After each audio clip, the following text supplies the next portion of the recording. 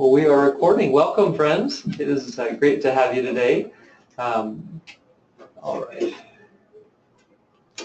This is our last topical class where we'll have a new topic that we'll be discussing. That is today we'll be doing 7.8, which is the classic phase, as some have called it, of the African American Civil Rights Movement. And we'll essentially be looking at 1954 through 1965. And in our source for today will be President Lyndon B. Johnson's remarks upon signing the Civil Rights Act of 1964. Also, by way of announcement, I think it would be important to just announce our last 4 weeks. So today is 7.8, and then on May 3rd, so that'll be next Tuesday, that will be our writing workshop as talked about in the syllabus.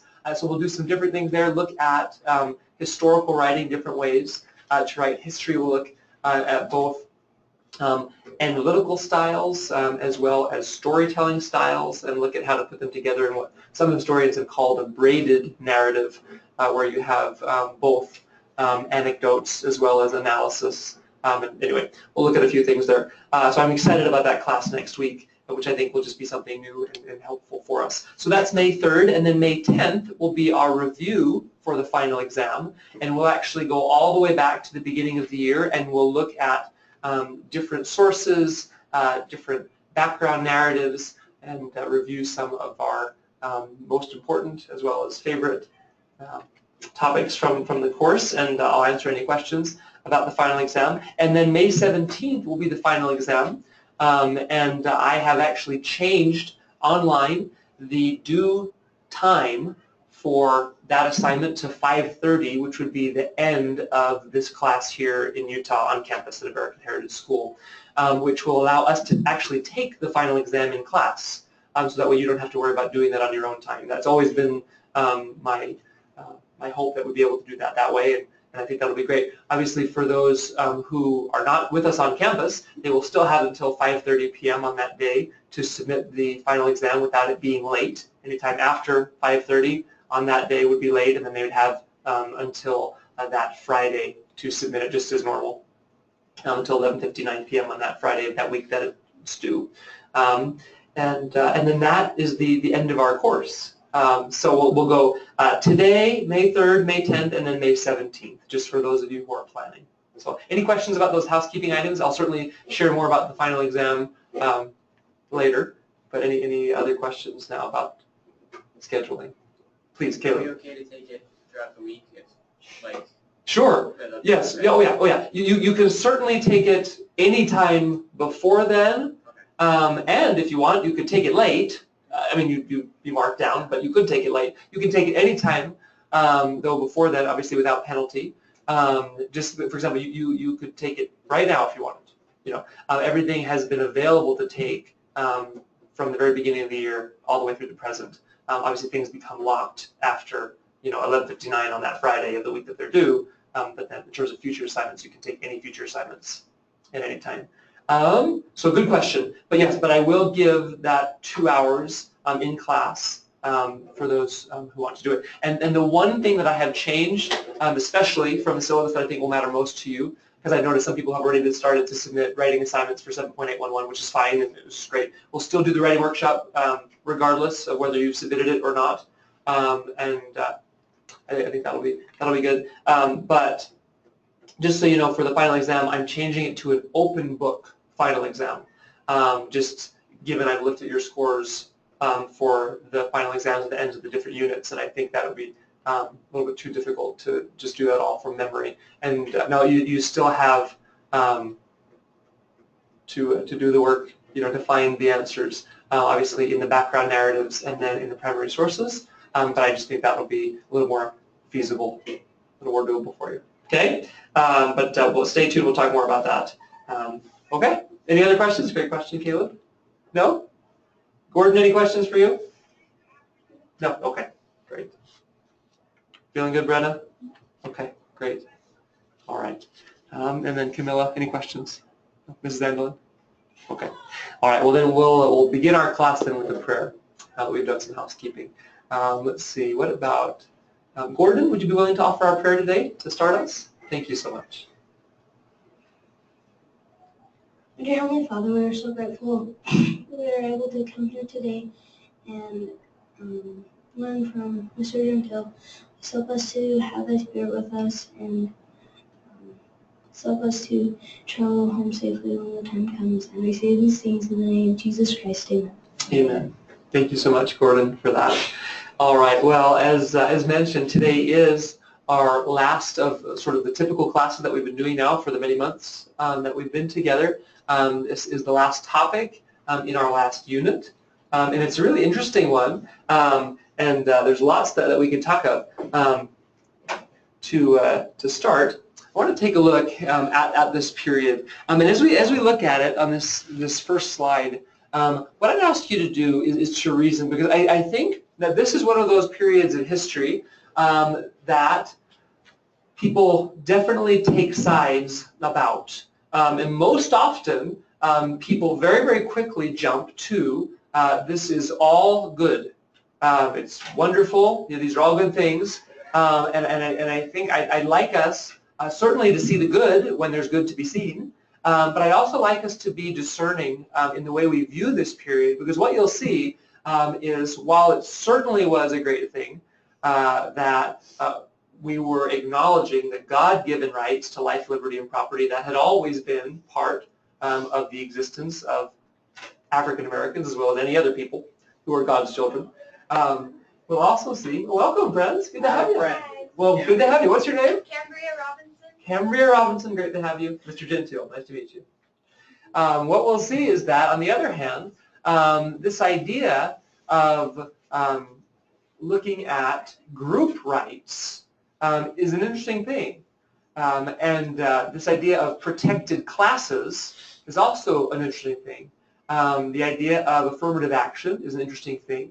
And we'll talk about those things today and try to really reason through how we feel. So once again, please, when there's good, let's see the good and celebrate the good. Let's also be discerning if there's anything that you think may be a little more complicated that we should talk through about this period in history, which I think is just a fascinating period. So once again, a little bit of background here. Reason what you think is good about this period. Between 1954 and 1965, the classic phase, as many have called it, of the African American Civil Rights Movement profoundly changed modern American life, and its complex set of effects continues to spark hot debate. The movement largely accomplished the work that Reconstruction and its 14th and 15th Amendments had set out to do almost a century before. It forced the dismantling of legalized segregation, discrimination, and disfranchisement, legally asserted justice and equality, and modeled a process by which groups could demand enforced dignity and rights in a nation committed to protecting natural rights for all of God's children. As such, many historians see the period as a long-awaited fulfillment of America's promise of equality before the law, as well as equality of opportunity. So tell me, first of all, what do you like in terms of what's going on here? We've got lots of good to talk about first.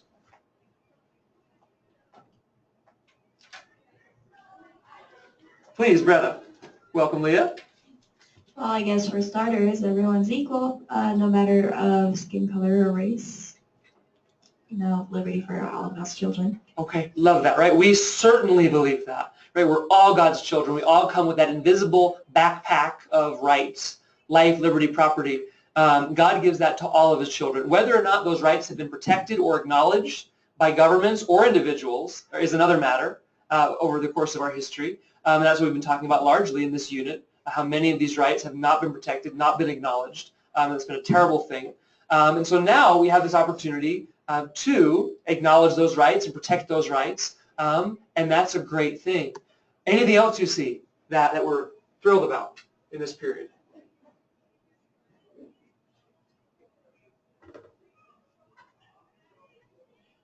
What would you reason? Please, Mrs. Evelyn, and then Caleb.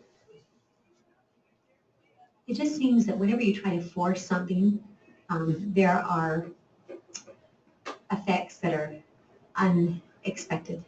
It's just like when there's laws to protect a certain group, it almost automatically suggests that that group is inferior, that needs protection. You know, even with minors or disabled or something, it almost creates a new class system which is trying to get rid of.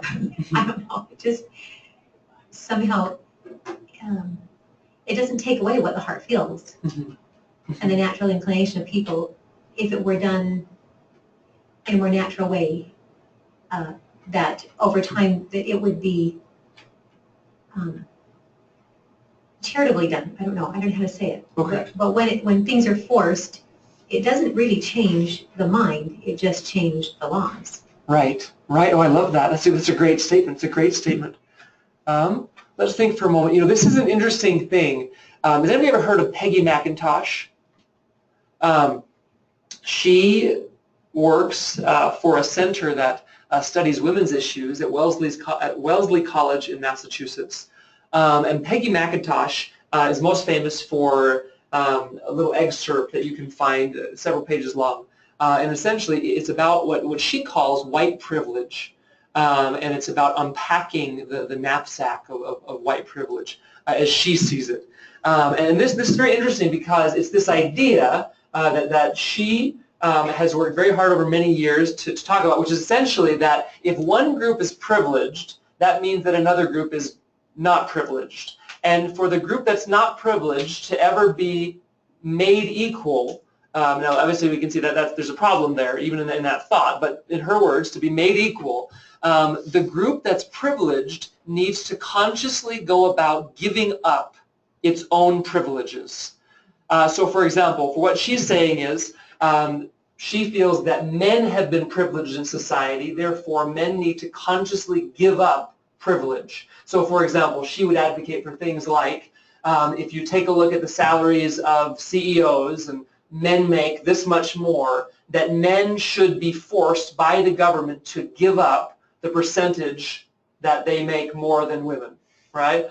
Same thing with race, that if there have been wrongs done, that we can't just say, let's just not do those wrongs again, but that for those who haven't had those wrongs done against them, they should give up some of the comforts that they've enjoyed because others haven't tried to take away those comforts from them, even though they've been taken away from somebody else, right? And so this is idea that we'll see is behind, at least in one sense, a term that has many, many meanings and can be very, very complex, but to lump it up just in a generalization for a moment, this idea of affirmative action, which is essentially not just let's not do dumb things and not let's look at ourselves as individuals and not do individual wrongs, but let's look at the group that is in power and take power away consciously from the group in power, right? So for example, what she's saying is in America,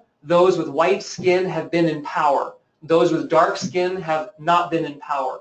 Those with white skin need to have power stripped from them systematically as a group, regardless of whether or not they have themselves acted in racist ways, so that the playing field can be leveled by government. And so what this would look like on the ground would be, as I explained before with my uncle, I'll just share the story again because it's one that hits close to home. This happens to deal with gender, right? They're both in the Marines, my aunt and my uncle. They're both majors. And my uncle and aunt both took the same qualifying exam to become lieutenant colonels. And my uncle scored a 98% on the test. I can't remember the exact number, but it was 98%.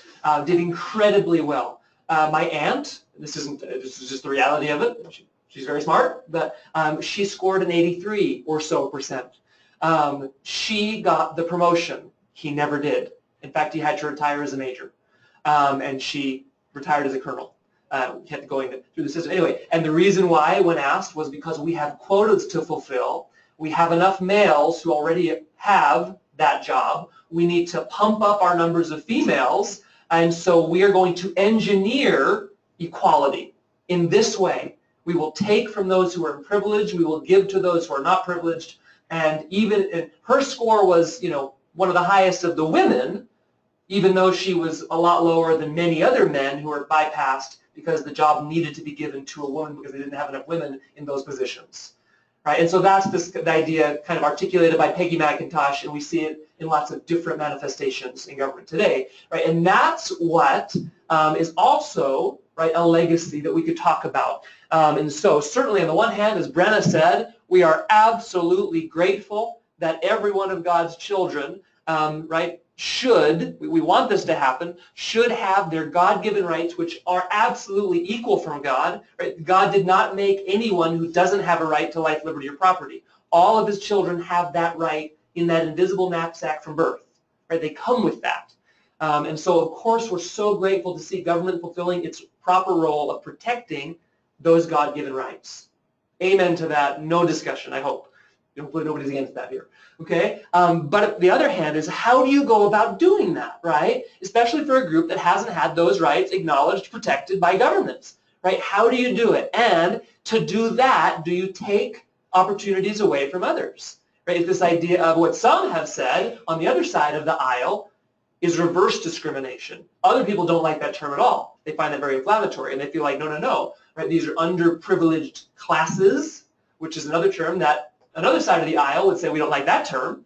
And so people talk back and forth, looking at things in different ways, right? Anyway, so with that said, on the other hand, take a look at some of the issues that we might want to work through, and reason with me here what you think. Okay, I'd love to hear your thoughts after we take a look at this slide. Conversely, many historians also see the period, right, this classic phase, 54 to 65, as a time in which the federal government and its influence over states and individuals grew larger in the name of protecting group civil rights through national standards of equality, and to compensate for past wrongs, this notion that we've been talking through, right, affirmative action. The inclusion through positive action, like promoting my aunt who got a lower score on the test because she was female, and they didn't have enough females to fill the quota, right, even at the expense of my uncle and others who scored much higher than she had.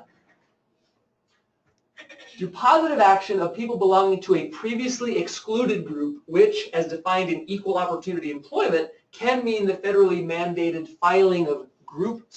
filling of group quotas based on population percentages. So essentially, we need to have 20% Asians at our school, right, or in our job. Therefore, we will take the top number of Asians until we have 20%, even though, and once again, this could be any, this is hypothetical, right, whatever the group is that somebody's trying to engineer into what they see as a more equal position, right? Maybe you have,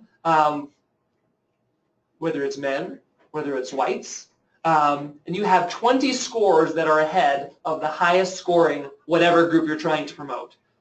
That doesn't matter, right? You'll promote as many of those people, even if their scores are 21st and 22nd and 23rd and 24th and 25th, until you fill that quota of 20% of your overall college population or job population or whatever, you know, at your company.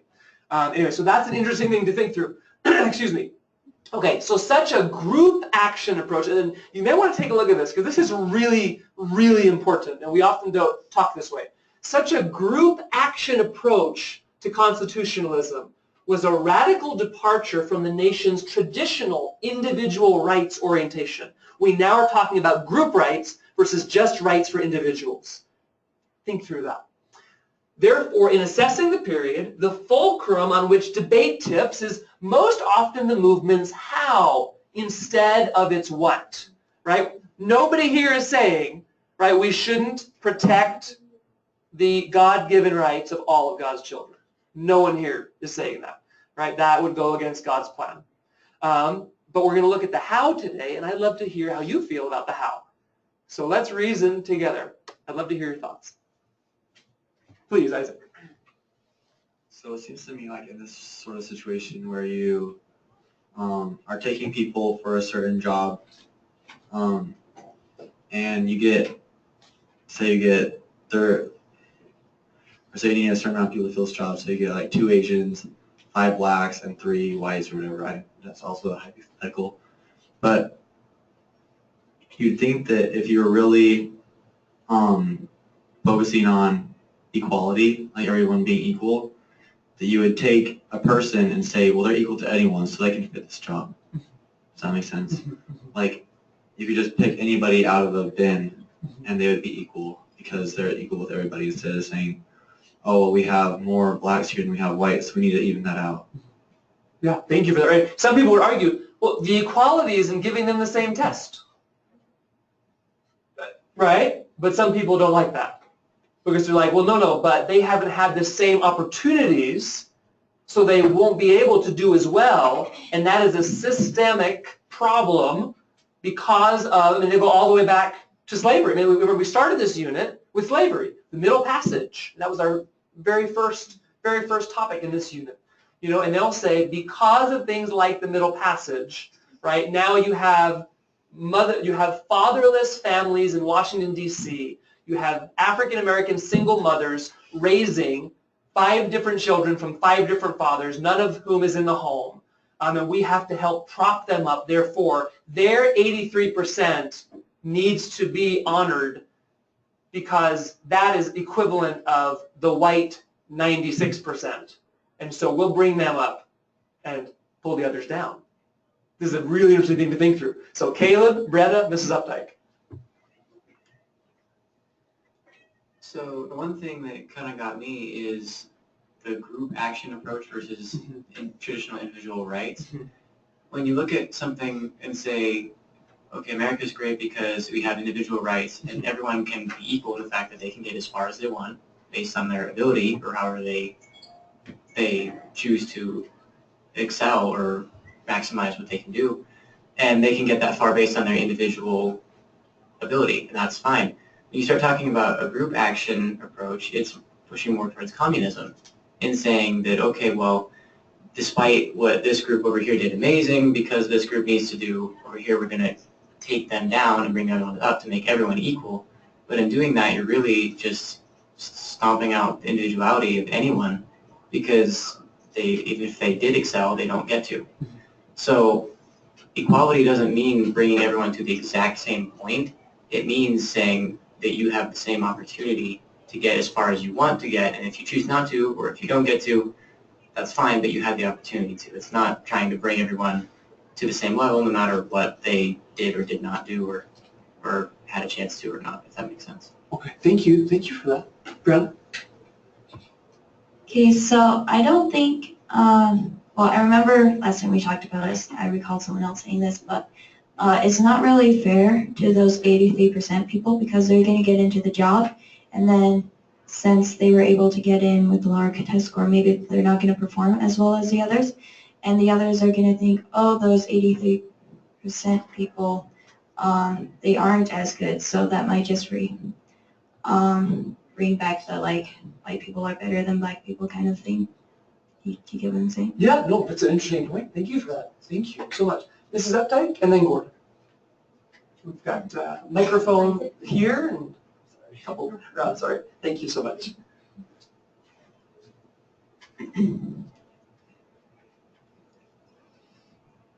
It's the age-old issue of equality, of equity, and freedom.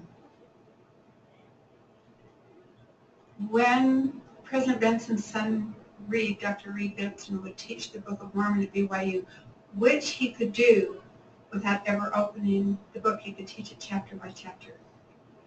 And he would teach when the people in the Book of Mormon were free, they were not equal, and when they were equal, they were not free. The only way you can have equity, everyone being equal in terms of things and stuff, and maintain freedom is under the United Order. There is no other way to have both, because when the government enforces equity, everybody else loses freedom to a degree. All the other people who are competing against those who have the handicap, all of society who loses because you have the less qualified people performing the jobs. There is no way to have both freedom and equality or equity except under the United Order. Government cannot achieve it. It is against the laws of nature and of nature's God. Thank you. Thank you so much for that. Please, Gordon. Well, if they did like score lower on a test and they still got accepted than somebody who scored higher, then they won't have the same working value, I guess you could say, like how good they do their job or how efficient they are at their job, and so it kind of slows things down in like a business or something. Okay, thank you for that. Now let me introduce you to something that I don't necessarily agree with at all, but I think it would be important for you to reason through this, right? And here's why.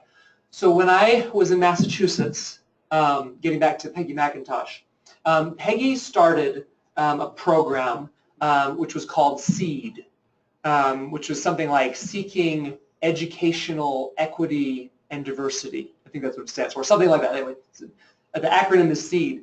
Anyway, and in this program, what they would say is that this idea that in America there is equality of opportunity, this program and people who think like Peggy McIntosh say, well, that's a myth, because there's really not equality of opportunity. And here's the example. They would say, if you are white and your parents are wealthy, then you could find out when you're young that you really like gymnastics. And because of the privileges that you're growing up with, you could have the best gymnastics studio, what they call it, right? Place to go, okay? I don't do gymnastics, I apologize for those of you. Are you a gymnast? Okay.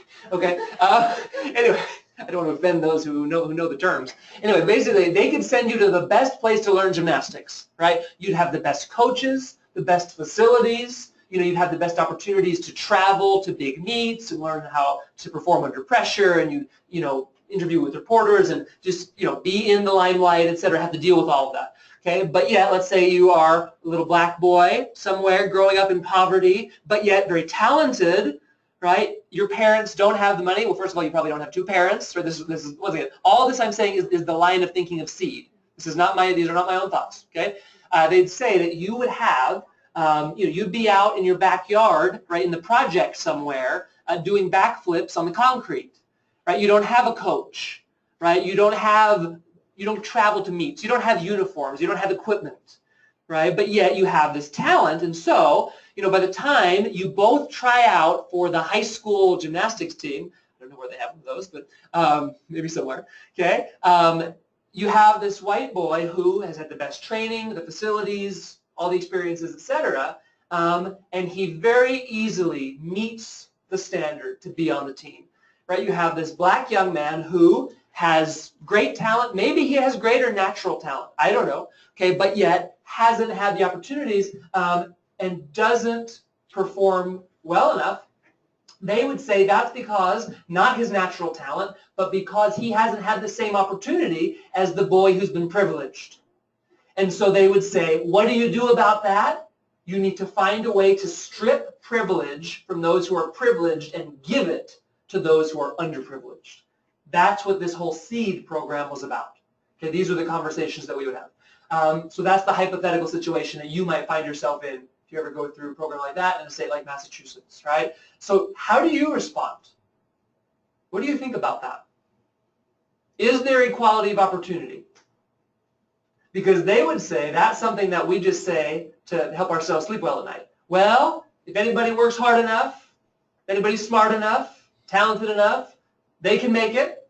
My parents did, and so can they.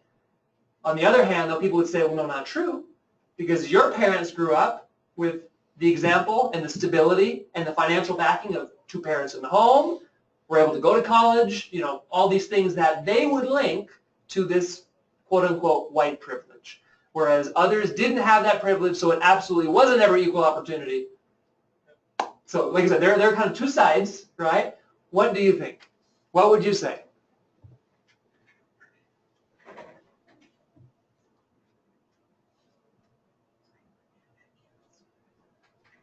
Gordon?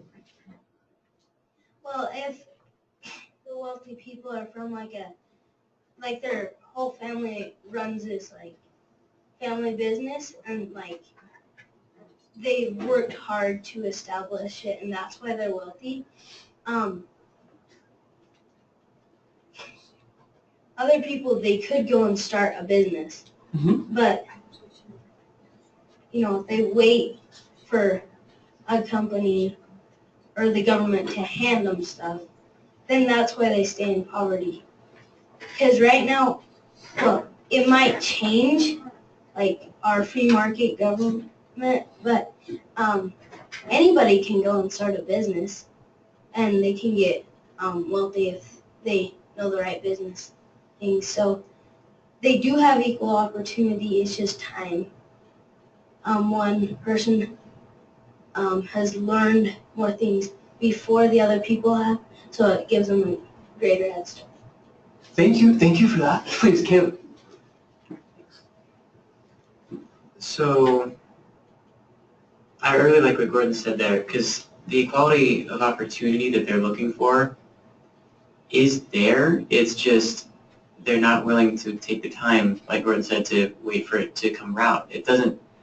I think part of the problem is the entitlement sense of mind, that they want something given to them and they believe that they've been wronged in the past and, well, here, make it all up to me right now. And also that, I mean, if you think about it, the Pilgrims, what white privilege did they have? They were driven from their homes and started from scratch, and everyone built up to what we have now. So even though they were disadvantaged at first, they didn't complain about someone else being more privileged and ask that they have all the same things given to them. They worked their tails off and got there themselves. And then I think another part of it is not being willing to accept responsibility or try to place blame on somebody else.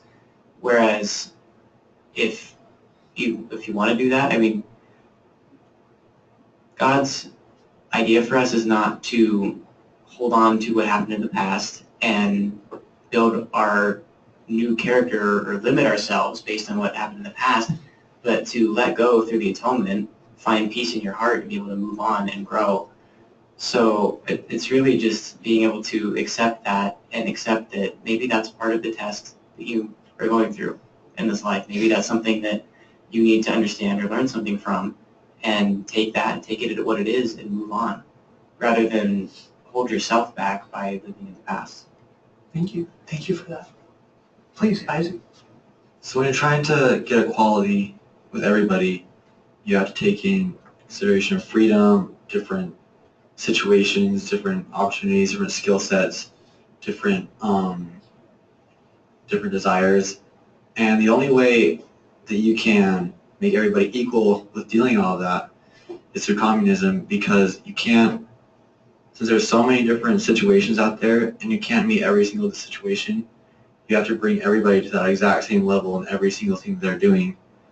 And that's what we saw Hitler doing, trying to bring everyone to this exact same level. And you think there's freedom so that everybody has the same opportunity. It's really taking away their opportunity and their freedom and just telling them what's right and wrong and what they should do and categorizing them, I guess. Thank you for that. Mrs. Epbeck, and then Gordon.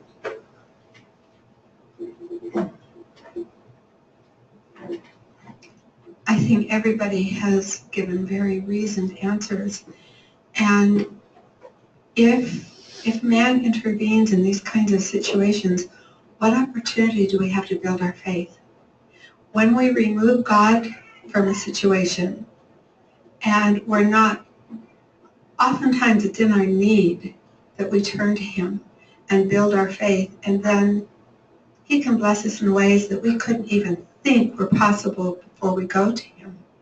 So it's kind of like the lifeboat exercise. We decide who lives and who dies. We decide who gets equitable blessings and who doesn't.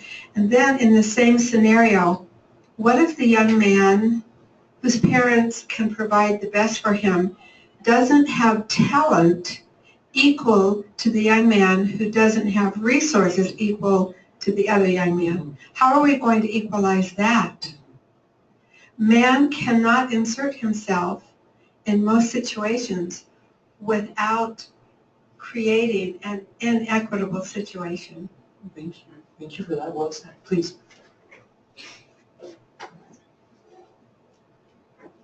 Well, it's kind of like the government is getting lots of bulldozers together and trying to take out this giant mountain and flatten it into this valley. You can't really do that. I mean, there are poor people, there are the people who live halfway up the mountain, and there are the people at the very top, and it's just that way. And even if we did make something that's super flat, like roads, they're starting to break up, like the older ones, and they'll go back to their natural state if you don't keep going over it with the bulldozer over and over again. Thank you. Thank you for that. Please. Kind of going off what Gordon said, Americans have been known to have a very high standard of living, and I guess this would be meant to like bring minorities up to that standard of living, but it's really not. What it's doing is it's bringing everyone else down to that level, because there are going to be some people who aren't willing to work to reap what they sow. So trying to make everyone equal was just going to bring them down and squish in the middle. Thank you. Thank you for that. So I appreciate all these comments, and I think these are really important things to work through. So how do you feel, just to continue our reasoning, how do you feel about the very idea of an underprivileged class? Because depending on how you feel about that idea, you can then have some different feelings regarding the idea of protecting what's deemed as an underprivileged class. Because what we'll see is that the government has protected classes because of the notion that there are classes of people who are underprivileged, right? So what do you think about that notion?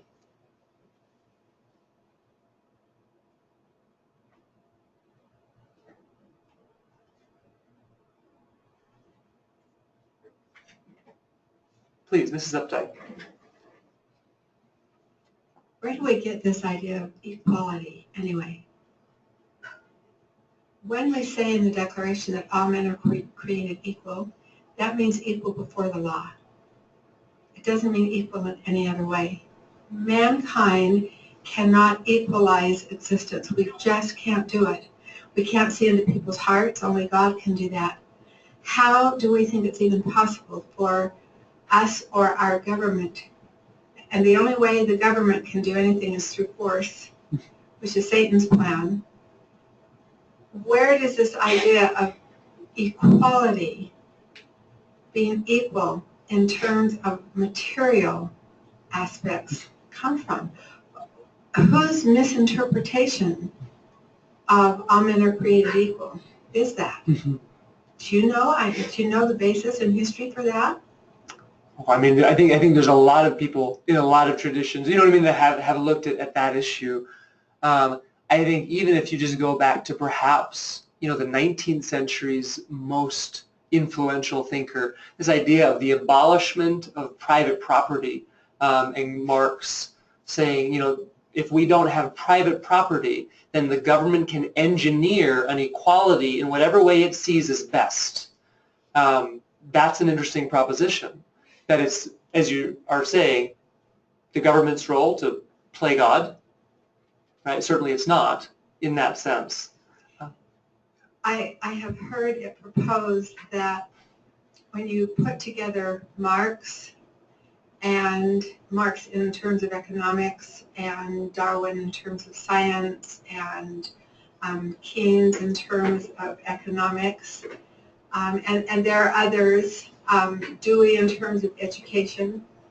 When you put all of them together in their thinking, and thinking which ruled the world really and still does from the grave, it took all of them to balance the truth that Joseph Smith brought to the world through the gospel of Jesus Christ. One man. And he gave us the answer to every situation if we would simply maintain the political strength to implement. Thank you. Thank you so much. Please, Gordon. Well, equality in material things would kind of defeat the purpose of Heavenly Father's plan, because if everybody had the exact same thing, everybody drove the exact same car, everybody had the exact same stuff, it would be boring, but nobody would excel in anything, and we wouldn't get those tests that we needed to become gods and goddesses and like Heavenly Father. We wouldn't be able to come out of our natural man, and we wouldn't be able to grow, because Heavenly Father knows what we need, and so He puts us exactly in that spot where He needs us to grow. So. Thank you. Thank you for that. How does all this connect to Zion? No poor among them. Please, Caleb. So kind of with what Gordon was saying as well, and then tying it in, and actually with Mrs. Updike as well. The Declaration said that all men are created equal and never meant for them to stay equal. We all come to the earth with our rights, our God-given rights, and that's what we're equal in. Everything after that cannot be maintained as equal because we have our agency. If we did not have our agency, then he could say, okay, yes, we'll keep this equal. You'll have this situation, this. But because we have our agency, we choose our own inequality by our choices, whether it be people's choices in the past that we can't control from generations ago that affect us today, or our own individual agency. But we cannot be equal and stay equal with our agency in this world. It doesn't work that way. And when you try to engineer that, all it turns into is communism in the long run. Even the little steps, they're taking you down that road into communism. And with Zion, I think that being able to have a situation where it's not forced, but everyone and their neighbor is giving willingly to their neighbor and building each other up rather than saying, well, wait, this person's higher, I have to get higher.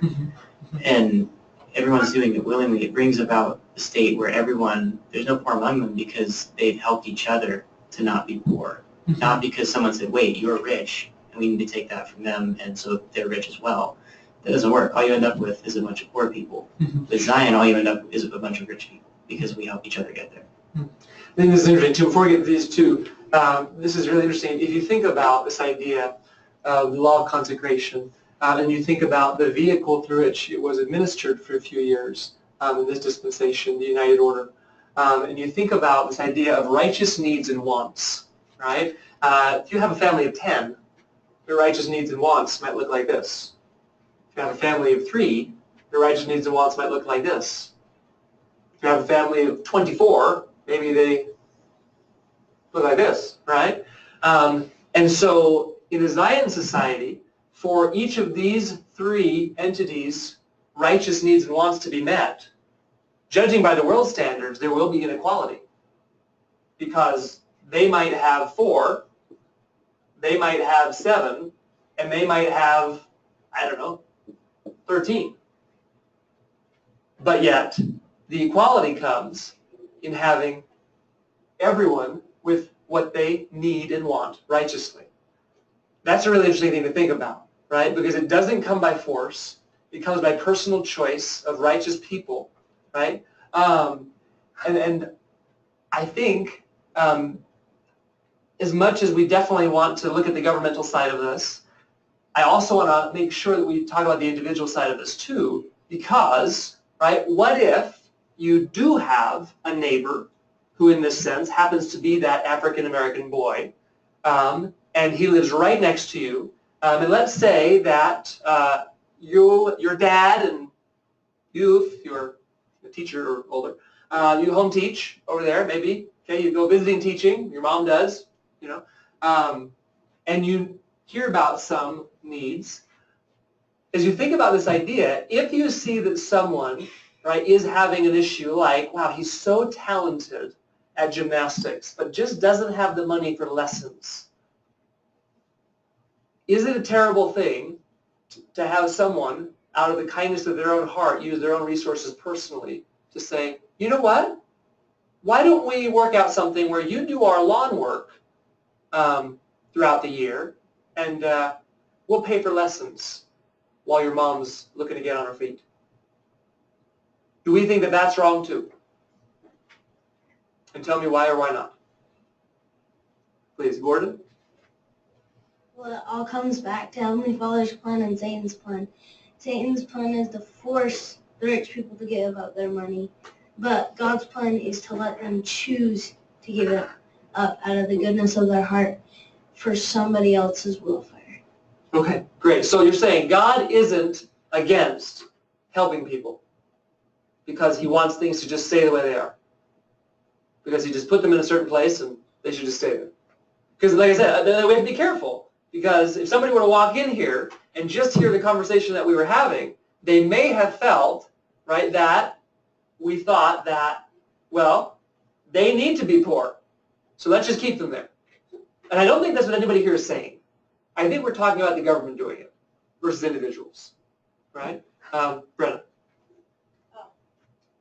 This is for the last question. I'm thinking it's kind of like if you give a fish to a man versus if you teach him to fish.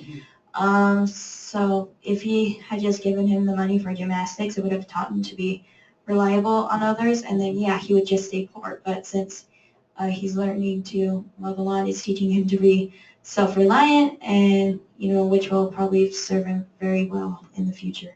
Okay, love that, love that. Isaac, please, and then, and then Stephanie, did you have a hand from before? Sorry, did you have a hand from before? I wasn't sure. It's so interesting to me that when you follow the Lord's plan, everybody is blessed. When you follow Satan's plan, everybody in a way is cursed. And that's the language the Lord uses in terms of the Abrahamic covenant, blessings and cursings.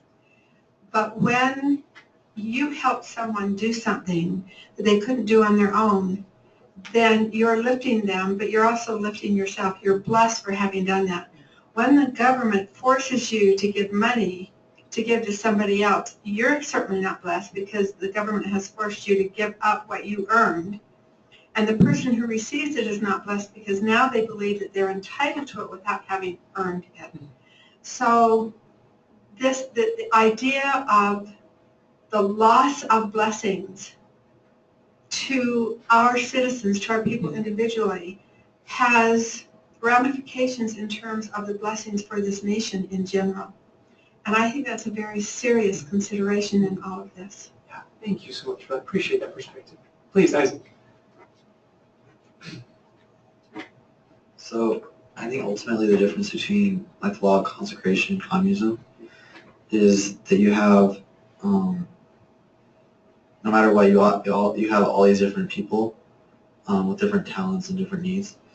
And with the law of consecration, you're taking all these different people, and like communists would say, wait a minute, they all have different skills. They can't work like that because they all need to be equal.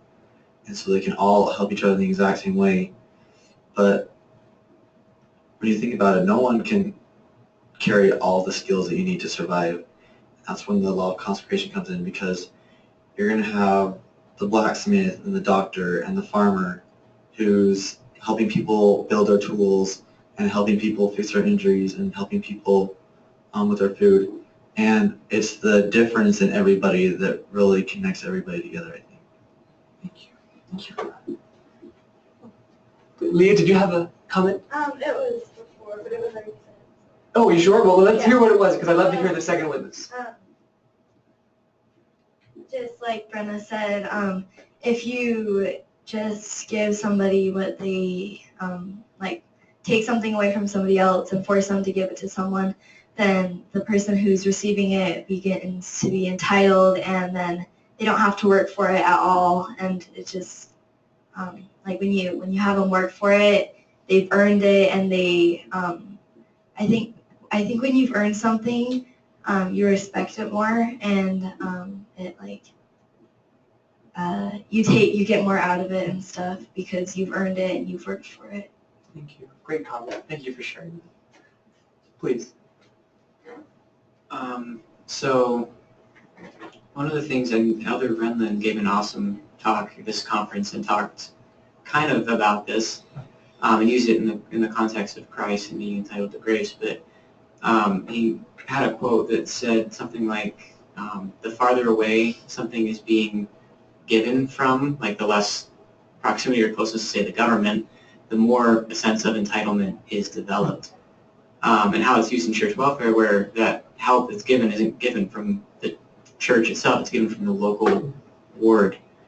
And I think it kind of relates to how this, if the government is forcing someone to do this, then the person that is being taken from just gets resentful, and the person that it's being given to just feels entitled, and it's this entity that's kind of, it's the government, it's off in the distance, and it's not really something personal. And the Lord's way, if you have a neighbor who comes in and says, okay, well, I'm going to help you with this, you're not expecting that person to do that because you know their situation, you know that they're working hard and have their own challenges.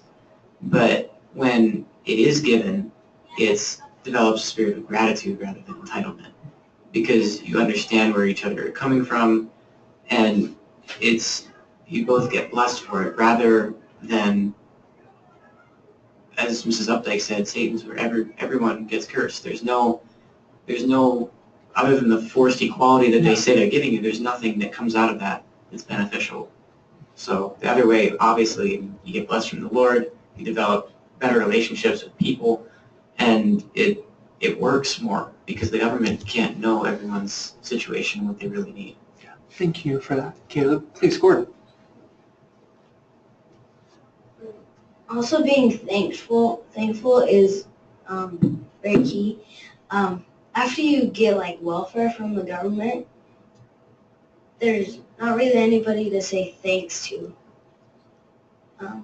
But if you get like dinner from your neighbor or they give you something, you can go like write them a card or do something nice for them back.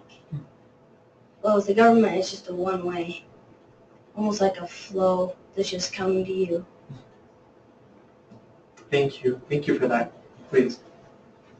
Have you ever been to Welfare Square up in Salt Lake City? So Yeah. I think that's a great example of giving with but having them work for it. So they have a mini market kind of place there where people can come and they can get stuff, but then the church has them work for it, and sometimes they'll have them work to actually make the food because they make a lot of it there at Welfare Square. I think that's just a good example of that kind of thing. So. Wonderful example. Thank you, Leah, for that. Please. Kind of to add on to what Gordon said too, when you don't have anyone to thank, that kind of just, and like we talked about, it sinks into that entitlement sense, but when you have someone who you can thank, not only does that bring a spirit of gratitude, it also brings about the spirit of wanting to give back to them. So that's when you start to see that this person has raised someone else up, but because they have and the gratitude they feel, it goes back and forth and everyone starts to be brought up by that rather than just one person being given something and that's it. That's where it stops. Right. So kind of the blessings multiplying because we want to bless each other rather than just taking it being done. Yeah. Thank you. Thank you for that. Please, I think it's funny because if the government were to come to me and say, okay, here's your favorite food in the entire world, you love this stuff, now you have to eat it and we're going to sit here and watch you eat it and you have to eat it right now or else we're going to punish you, I wouldn't want to eat it. It would take away that element of the reason that I love it. Whereas someone were to come to me and say, I just labored hard to make you this meal, I know how much you love it, and here you go, I hope you enjoy it, then it automatically brings that principle of gratitude, and it just goes right back to Satan's plan and Christ's plan. I died for you, you can repent if you want and come to heaven, or you can leave it. It's just that whole same principle. So. Thank you so much, Isaac. Thank you. I think this is so interesting because as you think about all these principles that you've discussed today and thought through, reasoned through, and related, I'd like to go just for a moment here, and I want to go to this really interesting idea. As you saw in the reading, they covered a lot of ground. I figured, hey, with the last one we might as well have it be a little bit longer. I hope you're okay with that. Anyway, so I want to take a look here. Why don't we go for a moment and let's do this one. Why don't we go here? I think that as we take a look and move to 1963, so we'll kind of pass all of the busing issues, the sit-ins, desegregation of schools, etc.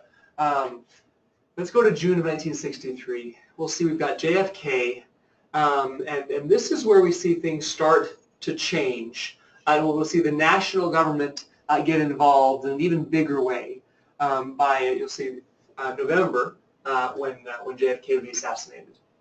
Kennedy reacted to the horror expressed by the general public at seeing such barbarity, and this would be in all the different issues caused by those who were being blasted with fire hoses, beaten by police, beaten by white protesters over these different racial issues in the American South. And for the first time, he went before the American people on national television to express his unconditional support for the civil rights movement, calling African American civil rights a moral issue. He asked, if an American, because his skin is dark, cannot enjoy the full and free life which all of us want, then who among us would be content to have the color of his skin changed and stand in his place?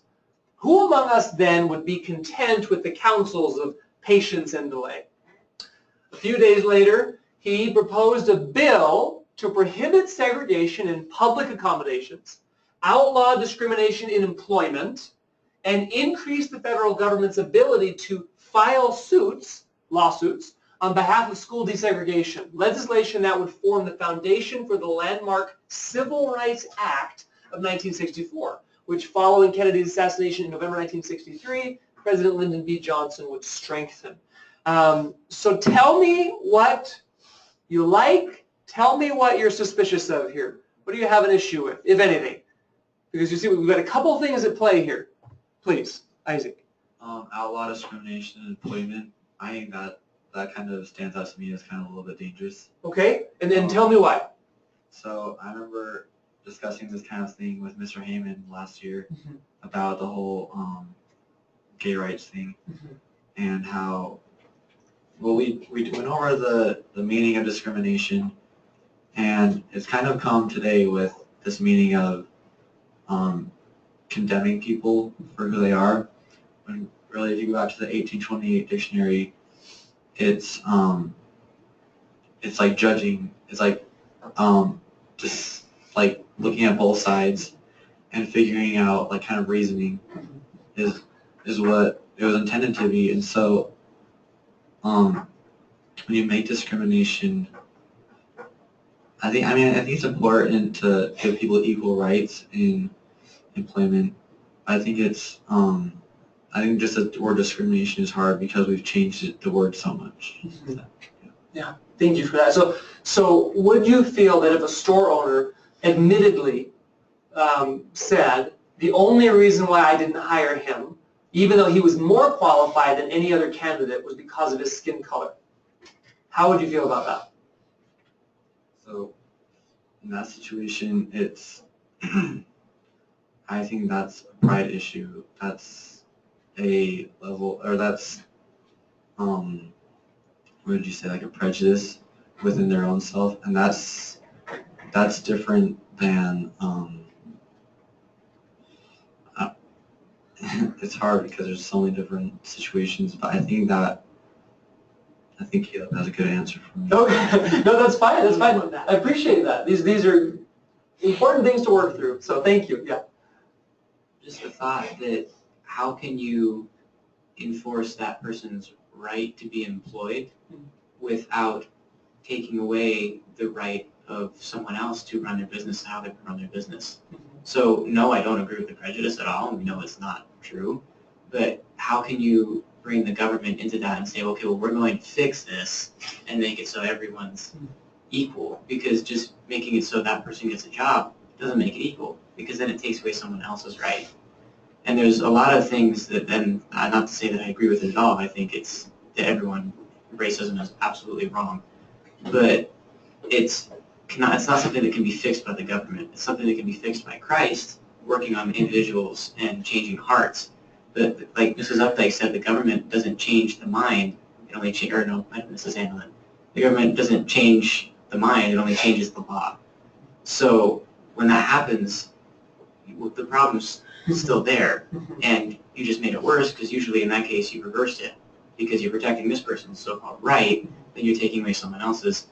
So the government can't ever fix what it's trying to fix. It's only the people turning inwards and fixing it with Christ individually that's going to change everything else. Thanks for that. If the government's role is to protect life, liberty, and property, should the government do something about manifestations of racism in hiring practices? Or should they not do anything?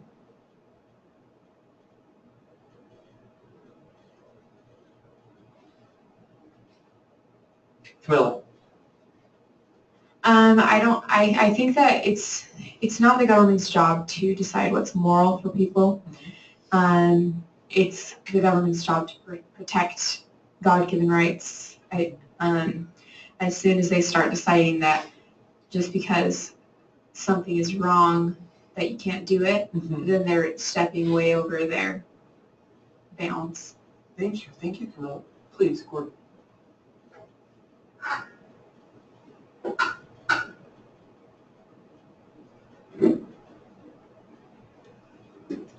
Oh, that's okay. That's all right, Brenna, and then Isaac. I think we have to remember that our government was created so that it's the people controlling the government instead of vice versa. So if the government is getting so out of control and getting into our lives so much, it's kind of our fault because we're letting them do that.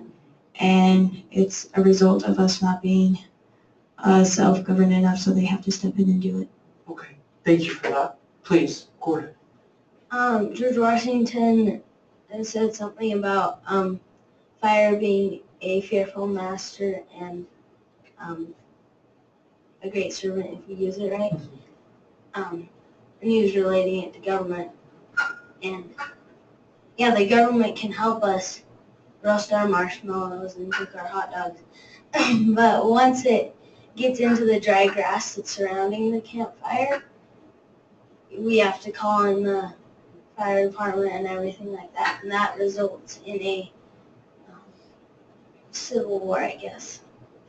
And it's so hard to get everything back. I mean, afterwards, if you drive through an area with a forest fire, they're blackened stumps. It just doesn't change for a while. Thank you for that. All right, well, let's take a look then, because it sounds like from what I'm hearing that you don't like the Civil Rights Act of 1964. So let's take a look. Before we get there, though, and then I think we always want to try to understand where other people are coming from, so that we can try to know how to have the appropriate dialogue with them. Once again, here then, is right Martin Luther King Jr.'s side of the issue. August of 1963, so a couple months later, to win support for Kennedy's bill and capitalize on the movement's recent popularity, King marched on Washington, D.C. with almost 250,000 demonstrators and delivered in front of the Lincoln Memorial the transcendent speech of his life. 50 years ago, a great American in whose symbolic shadow we stand signed the Emancipation Proclamation. But 100 years later, we must face the tragic fact that the Negro is still not free, he began, and while employing a memorable array of repetition and metaphor, continued by stating that we have come to our nation's capital to cash a check, a promissory note that guarantees all people, regardless of color, unalienable natural rights. He asserted that we refuse to believe that the Bank of Justice is bankrupt, and proceeded to offer a litany of images of future American liberty, justice, and equality for all, regardless of skin color, prefacing each soaring image of integration with the now famous line, "I have a dream." So tell me, on a scale of 1 to 10, how much do you agree with what you see of Dr. King's speech?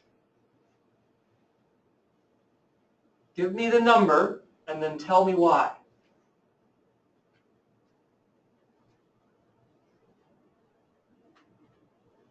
Mrs. Andelin, please.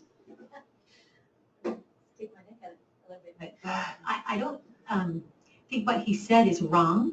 Probably there was not complete justice because you don't root out inequality or prejudice in a person's heart or mind.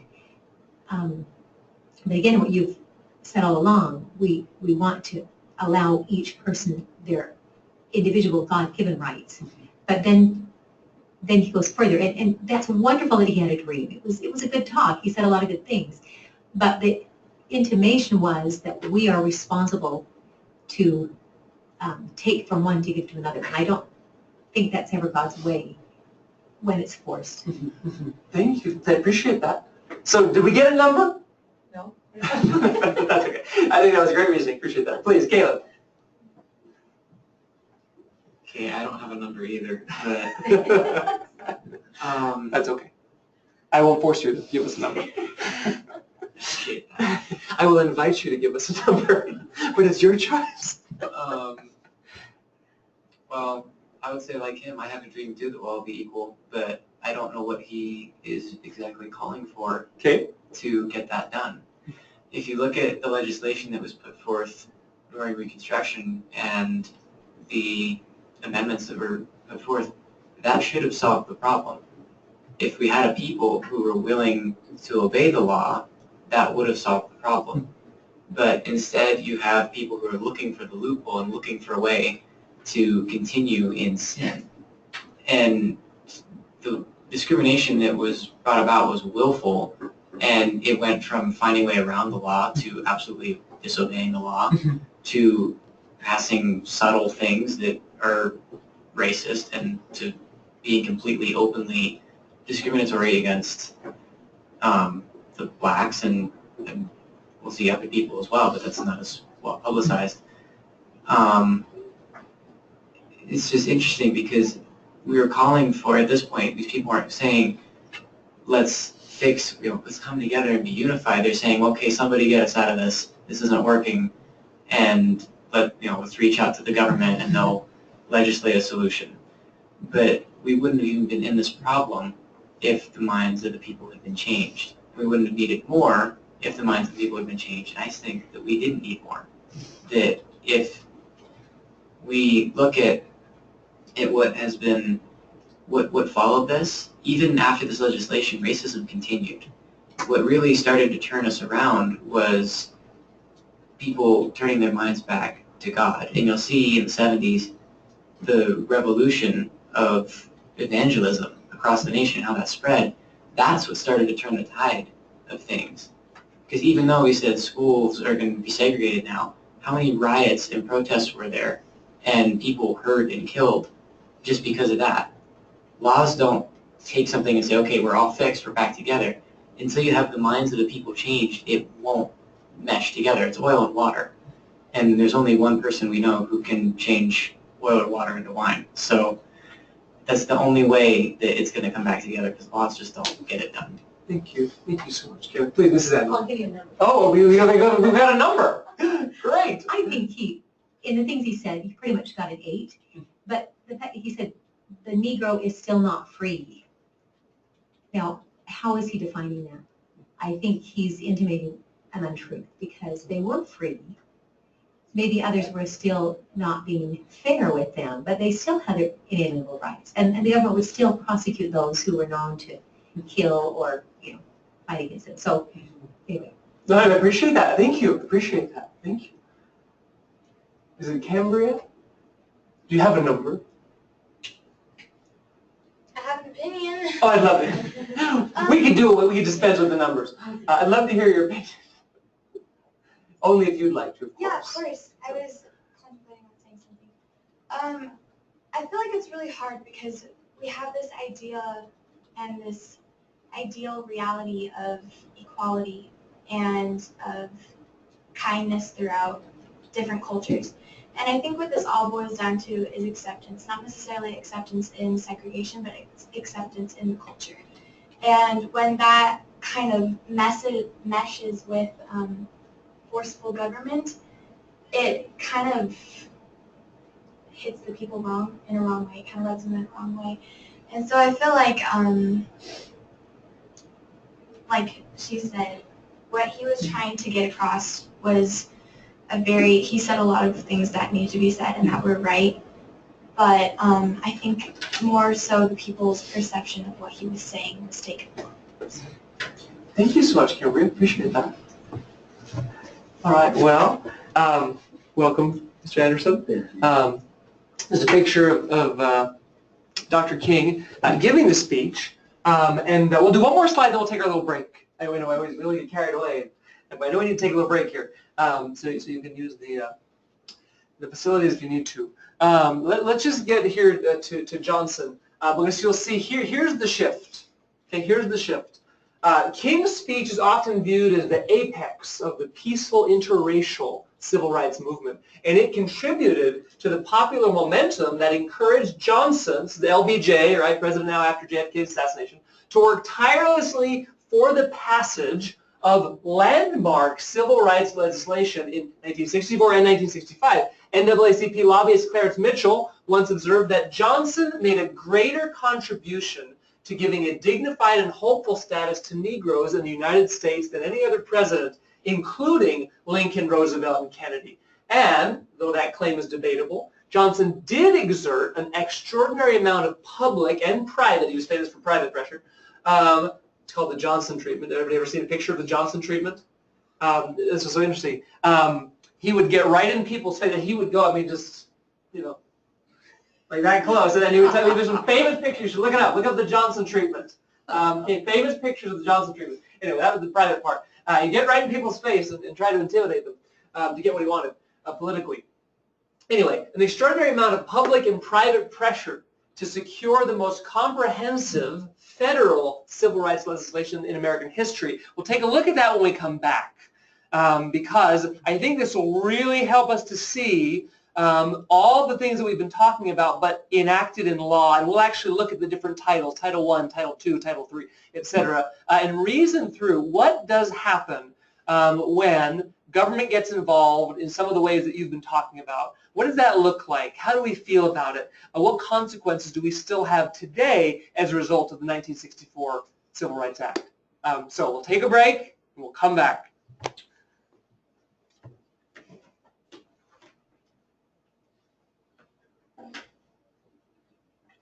Come back together. Well, friends, welcome back for the rousing finale to our class here.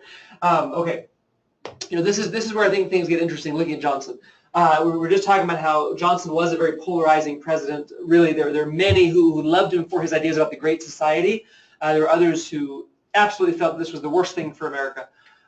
In pursuit of what he called the Great Society, a federally engineered liberal utopia based on a sweeping program of expensive social reform that included a war on poverty and a crusade for equal opportunity based on the principle of affirmative action, Johnson proudly signed the Civil Rights Act of 1964, which contained several robust provisions. As historian James Patterson explains, the act was, quote, far and away the most important in the history of American race relations, and one that required a huge expansion in the reach of the state. For there were many thousands of hospitals, school districts, and colleges and universities affected by provisions in the law. The seemingly impregnable barriers of Jim Crow finally began to fall.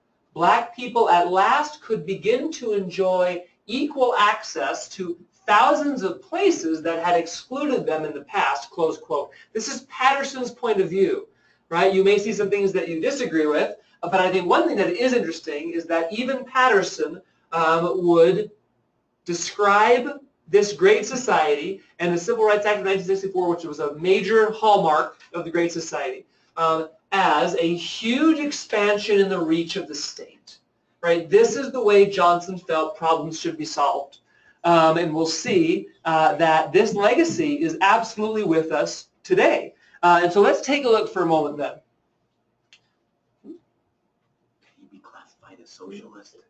Well, certainly, I think it would be important to know that he was heavily influenced in what was going on in Britain and France at the time with the socialization of their governmental programs. And so we'll see that this is just a period in the world's history, especially in the history of those in the Northern Hemisphere, who are sharing ideas, who are sharing money, who are sharing allies and enemies, and they're influencing each other, in all the ways. So I think it's a very astute point. So let's take a look at these different titles here to the Civil Rights Act 1964. Title I attempted to promote federal enforcement of voting rights.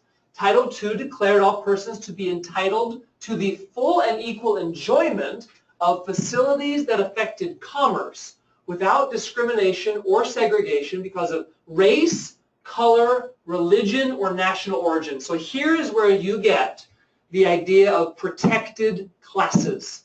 These are federally protected classes of people. Notice the shift, right? As we talked about in the beginning, this is a shift from individual rights to group rights.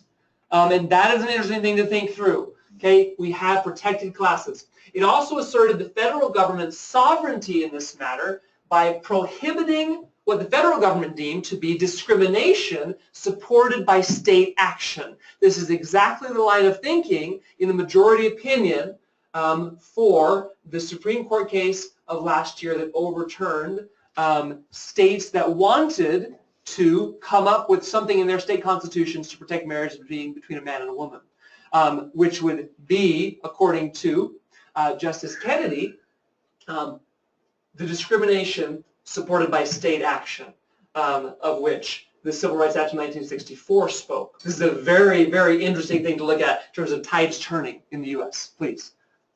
We've got a microphone with Cambria.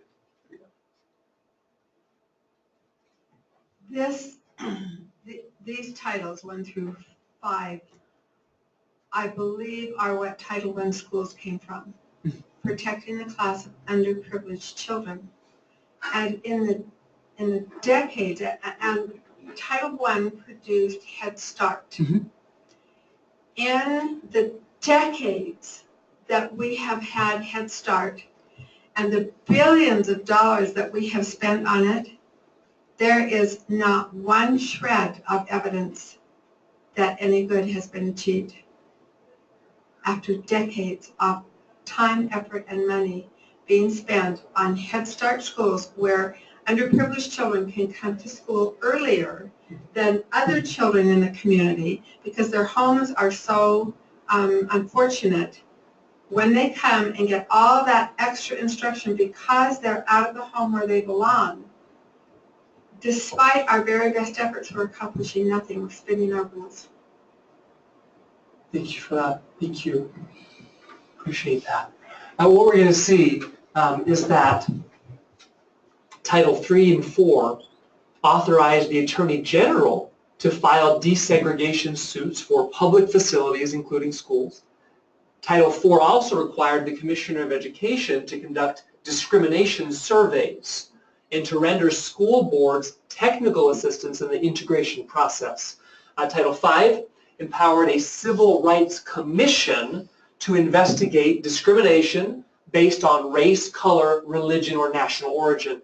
So let's just talk for a moment. How do you feel about commissions to investigate potential infringements on group rights for protected classes? It's a little scary because you can see where that can go and where it has gone today. Okay. And, I mean, think about Common Core. Or think about, let's say, okay, we need to have these classes taught in school now because it could offend someone else, that a man and a woman, or a man and a man. That could be, we have to teach both of those classes now. I mean, you have, like I said before, this is where you start to see protecting someone's quote-unquote right ends up taking away someone else's God-given right. And who gets to decide what the commission discrimination? Yeah. Where does that commission come from? Who appoints the commission? So if you have someone to say we happen to agree with in whoever's appointing this, then great, we have our opinion.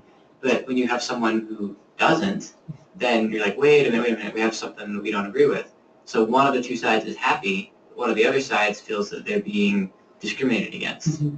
So it's really not a good, I mean, on paper, like, okay, yeah, we're going to make sure that this is, we don't want racism in our schools, but just the pattern that it started of affirmative action of saying any group that feels like they're, being say they're not equal or discriminated against or whatever, well, hey, we're like that too, and then suddenly you have a lot of things that are under that list that start to clash pretty fast, and not all of them are going to be able to fit in the same thing, and yet we're trying. So somewhere along the line, the train's going to come unhinged.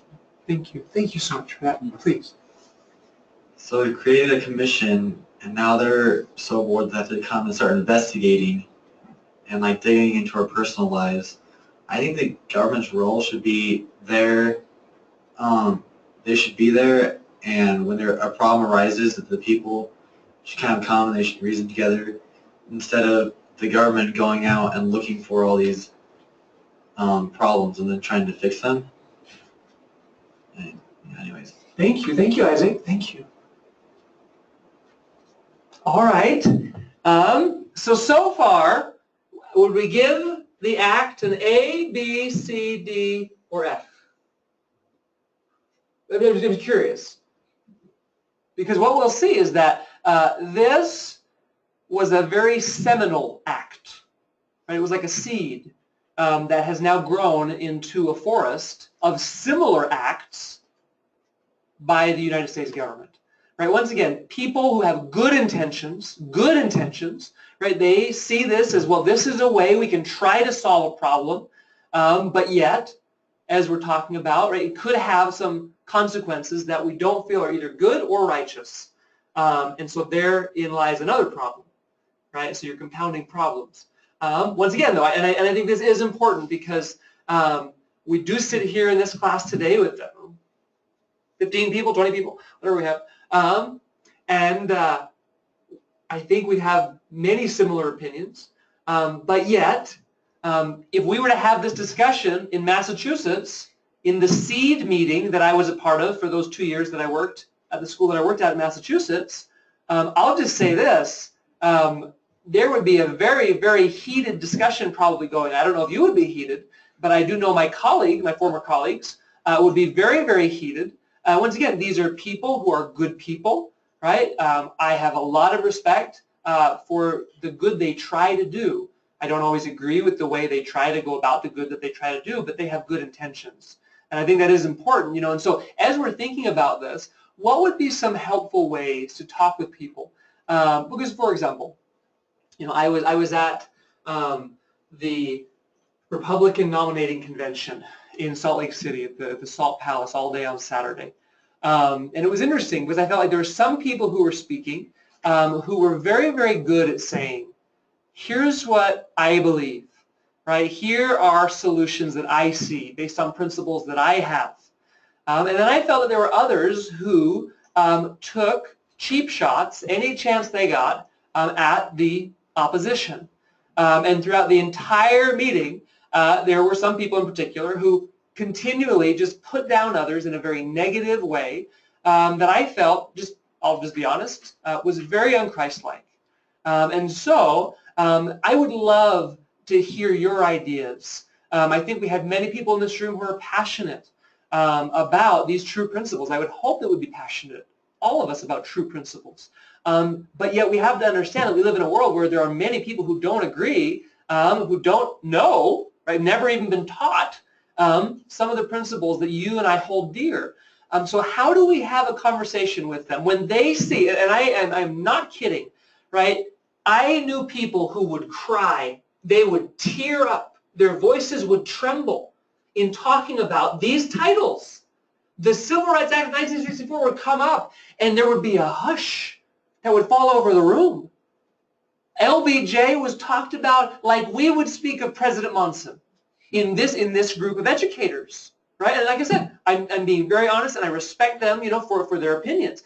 But at the same time, it was so interesting because I'll never forget the time when they were talking about a young man that they felt was, in their words, gay, right? I like to say that he perhaps had some feelings of same-gender attraction, but yet certainly it was up to him whether he was going to act on them or not, right? I mean, certainly whether it's by nature or nurture, it's our choice that counts.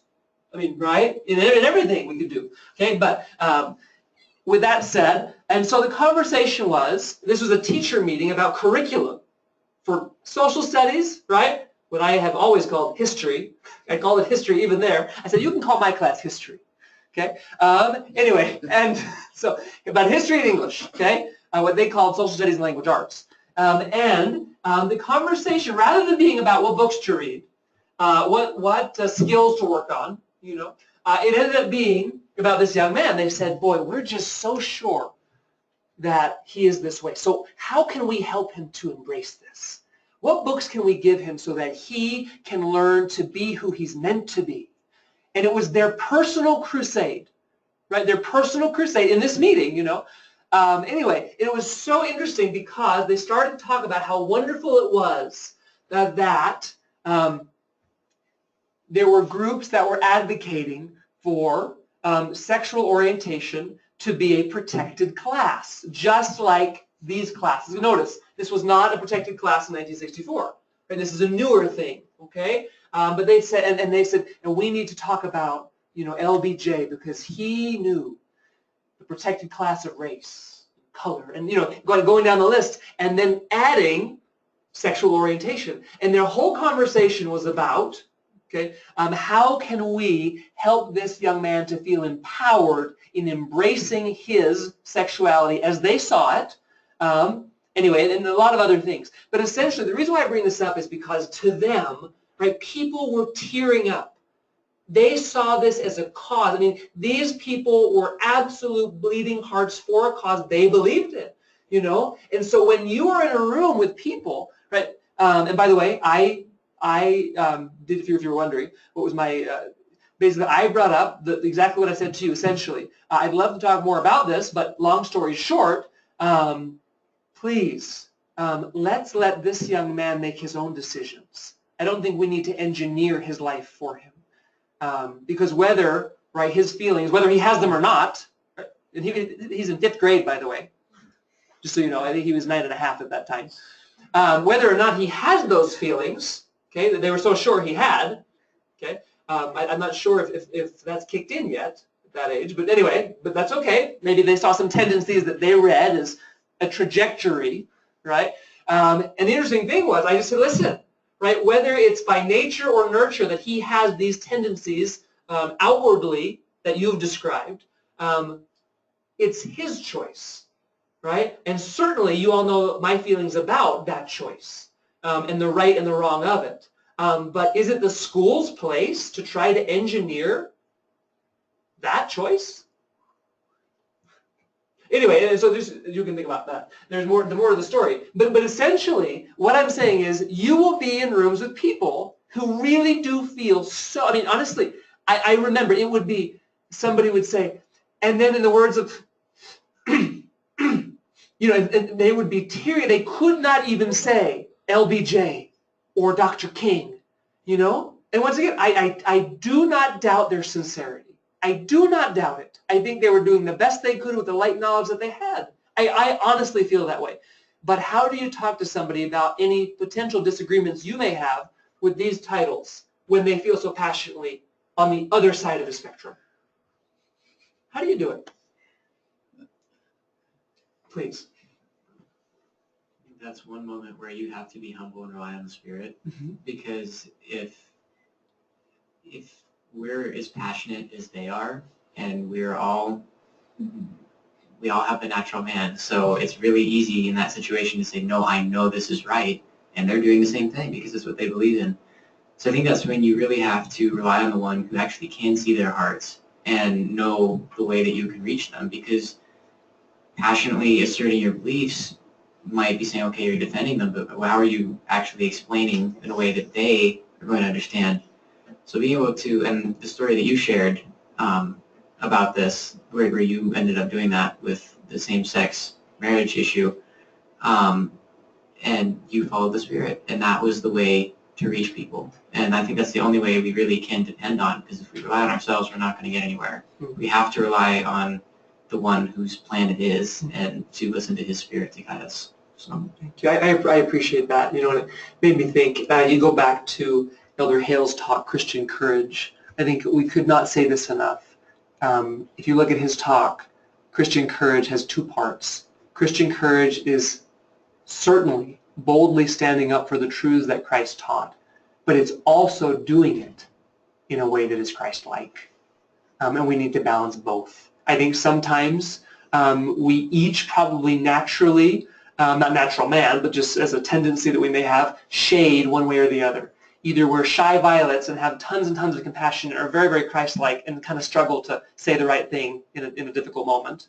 Or, right, we're really, really bold and we just feel like if something is wrong, we are going to just teach the gospel and boy, we don't care who gets run over in the process, but yet struggle with maybe the charity, side of things, okay? I just want to invite all of us to really think about how we could be working toward both sides of Christian courage.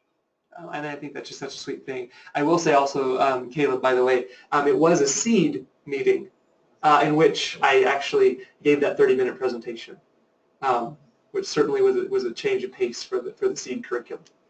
And so I thought that was very interesting. Anyway, so just a neat thing to think about. Please, Mrs. Updike.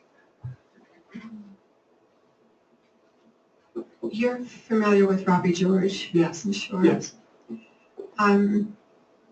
I've read a number of his articles, books. I heard him speak several weeks ago at BYU. And he, for those of you who don't know who he is, he's a profound scholar, a very devout Christian. His education is from Harvard and Oxford. And when he interfaces with people of opposing views, as this world-renowned scholar, he always takes things down to what has been established by all of psychology as the basic human needs, which is now being changed. Sure. But he takes it back to the standard of human needs. What is good for mankind? And that is what he bases his arguments on. And of course, he's extremely articulate in doing that. But as I listened to him, I thought, isn't it amazing that even he, being the brilliant Christian scholar, apologist that he is, cannot take his arguments down to absolute truth. In this world, we cannot do it because it's considered invalid. So we have to go to what is best for mankind. And then I think the next step is what is best for civilization. And if we recognize those as bases from which we can talk, and when you look at those, you also have to look at the history of the world. What worked out well for mankind, for civilization? So knowing your history is also very, very helpful in being an advocate for truth in these last days. Thank you. Thank you so much for sharing that. Anyone else? Please, Mr. Anderson.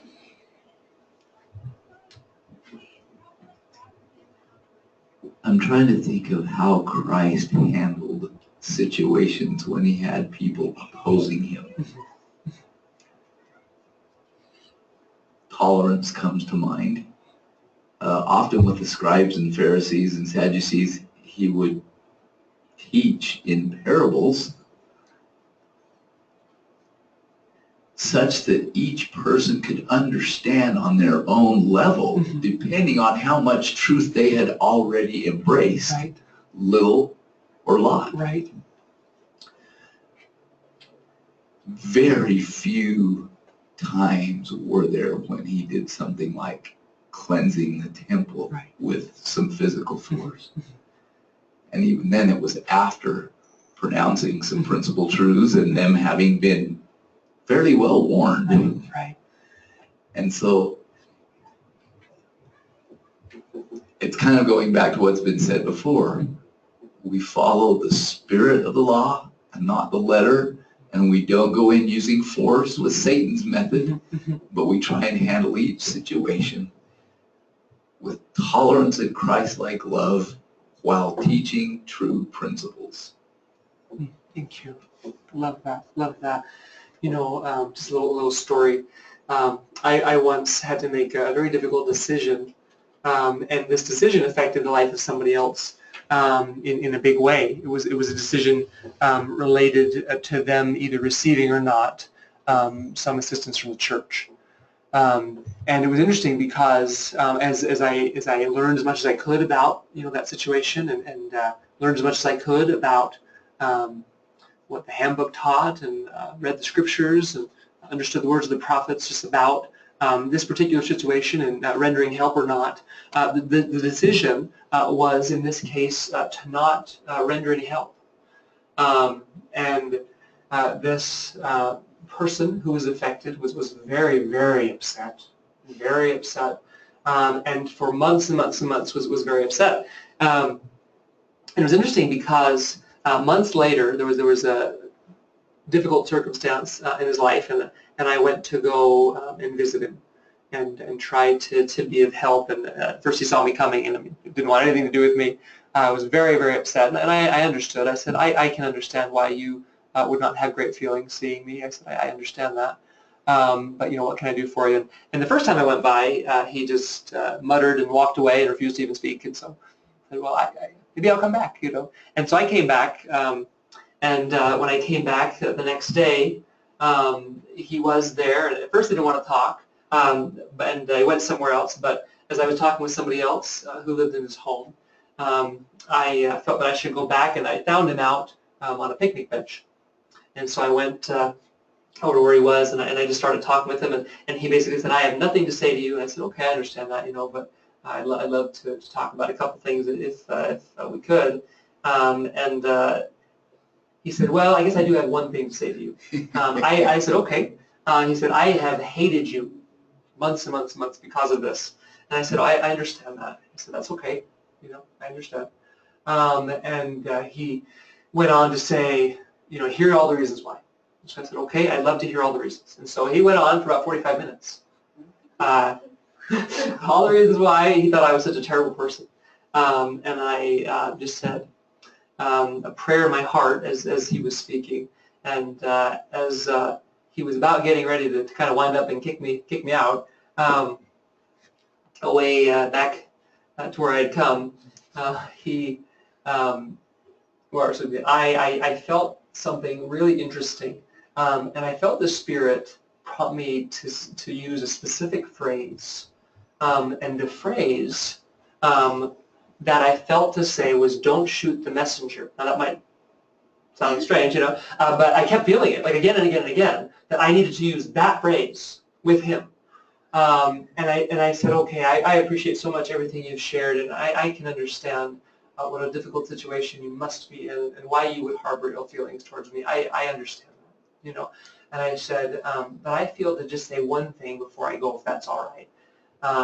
And he didn't say anything. So I figured, well, I'll go for it. And I said, I just feel to say that in this situation, I'm kind of like the messenger.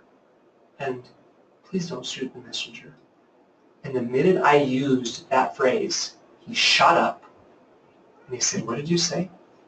I said, I was just feeling like this was one of those instances where we might want to think about not shooting the messenger. And I think I'm kind of the messenger here. And he completely changed. And he said, wait. He said, I was in the Marines. And I remember using that phrase again and again and again and again because I was over a group of men and I had to bring down some very difficult decisions to them that weren't my decisions. They were based on decisions that others had made, and I just had to inform them of those decisions. And when I used that phrase, I remember how angry they were at me, and I just felt it was so unfair because there wasn't anything else I could do. I was bound by what those in higher positions had told me. And I remember, and he started telling stories about when he was in the Marines. Went on and talk about all these different instances where he had used that phrase and something had happened that had touched his heart, and it was so hard for him, and he realized that nobody understood, and he felt terrible. And he said, yeah, and then when I got out of the Marines, I would use that with my kids, and I always feel bad as a dad because I would be sharing something that I just knew was right, and from the Bible, and they were angry at me, and I guess I'll try to put this here. Can you borrow this one? Thank you. He said that, they were angry at me. And I said, well, no, but don't shoot the messenger. And he started talking about all these specific instances, again, with this phrase, don't shoot the messenger. And he said, now tell me how you're the messenger. And I said, well, I want you to understand these principles that I have to govern assistance are not mine to change. And they're not mine to decide. They're the Lord's. And I'm simply trying to implement his principles in different situations. And I said, in fact, there's even a handbook of instruction that has these, these are spelled out, in many instances, not all, but in many things. And I said, I have a stake president, and he said, here's what you have to do, right? And you need to make sure you don't do this and do that. And that's coming from his priesthood keys. And I said, in all those instances, I was simply acting as a messenger, as I understood my role to be. Not saying that I'm perfect, but I do want you to know that's where I was coming from, not just making some cavalier decision, shooting from the hip. This decision was based on at least those three things, as well as prayer. And so really, in acting in the way that I did, I was the messenger. And he said, I need to apologize to you.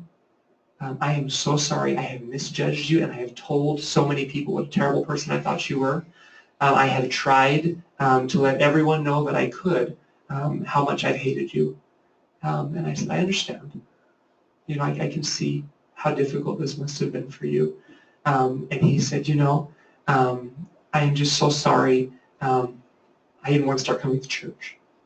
I'd never seen him at church ever. And that was a moment where I just realized that the Lord was teaching him something, but that the Lord was also teaching me something really important.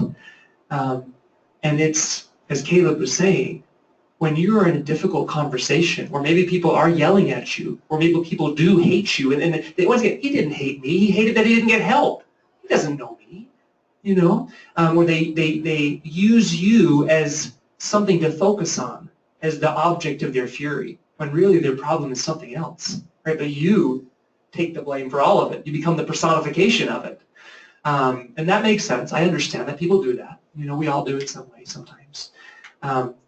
But it taught me about how even in a really, really difficult conversation like that with someone who's coming from the opposite point of view, if you seek the Spirit, and if it's expedient, because I guess it was on this day, right, the Lord can give us help way beyond our own. I didn't know to use that phrase. When I first felt that, I was like, I kind of think he's really mad. I probably shouldn't say anything. I probably should be like, I'm just so sorry we have this disagreement, and I hope you have a great day or something, and just. But I felt so specifically that that's what I was supposed to say, and that came from the Lord. It didn't come from me. So I just want to testify that there are times where God knows that hearts are ready, and he knows how to get in. Right? He knows the key. And even if we don't, and even if we've struggled over months to figure out what to do about a situation, I just testify that he really can help us. I absolutely do.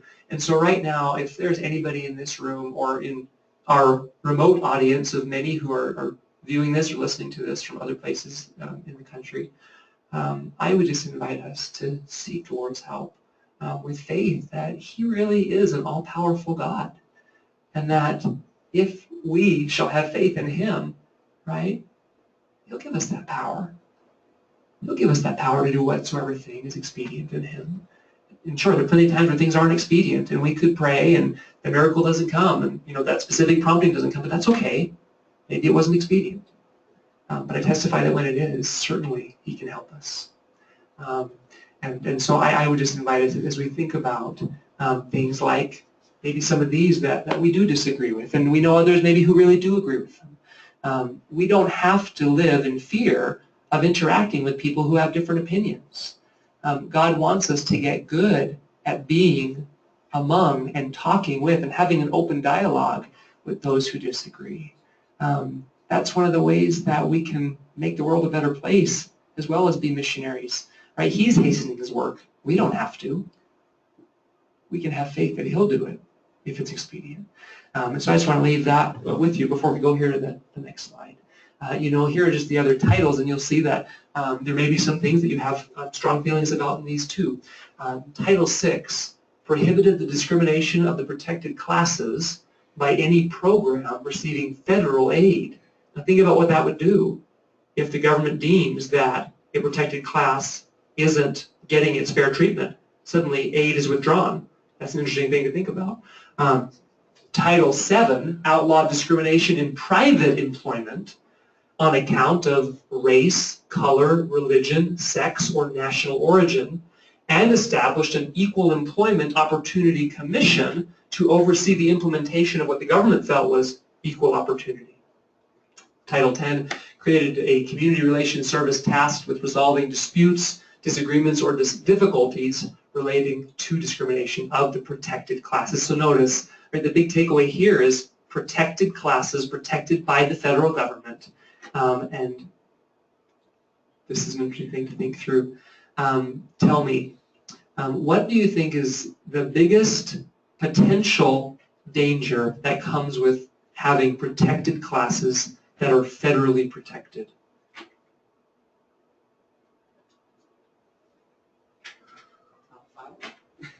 Oh, I'd just love to hear the reasoning, please.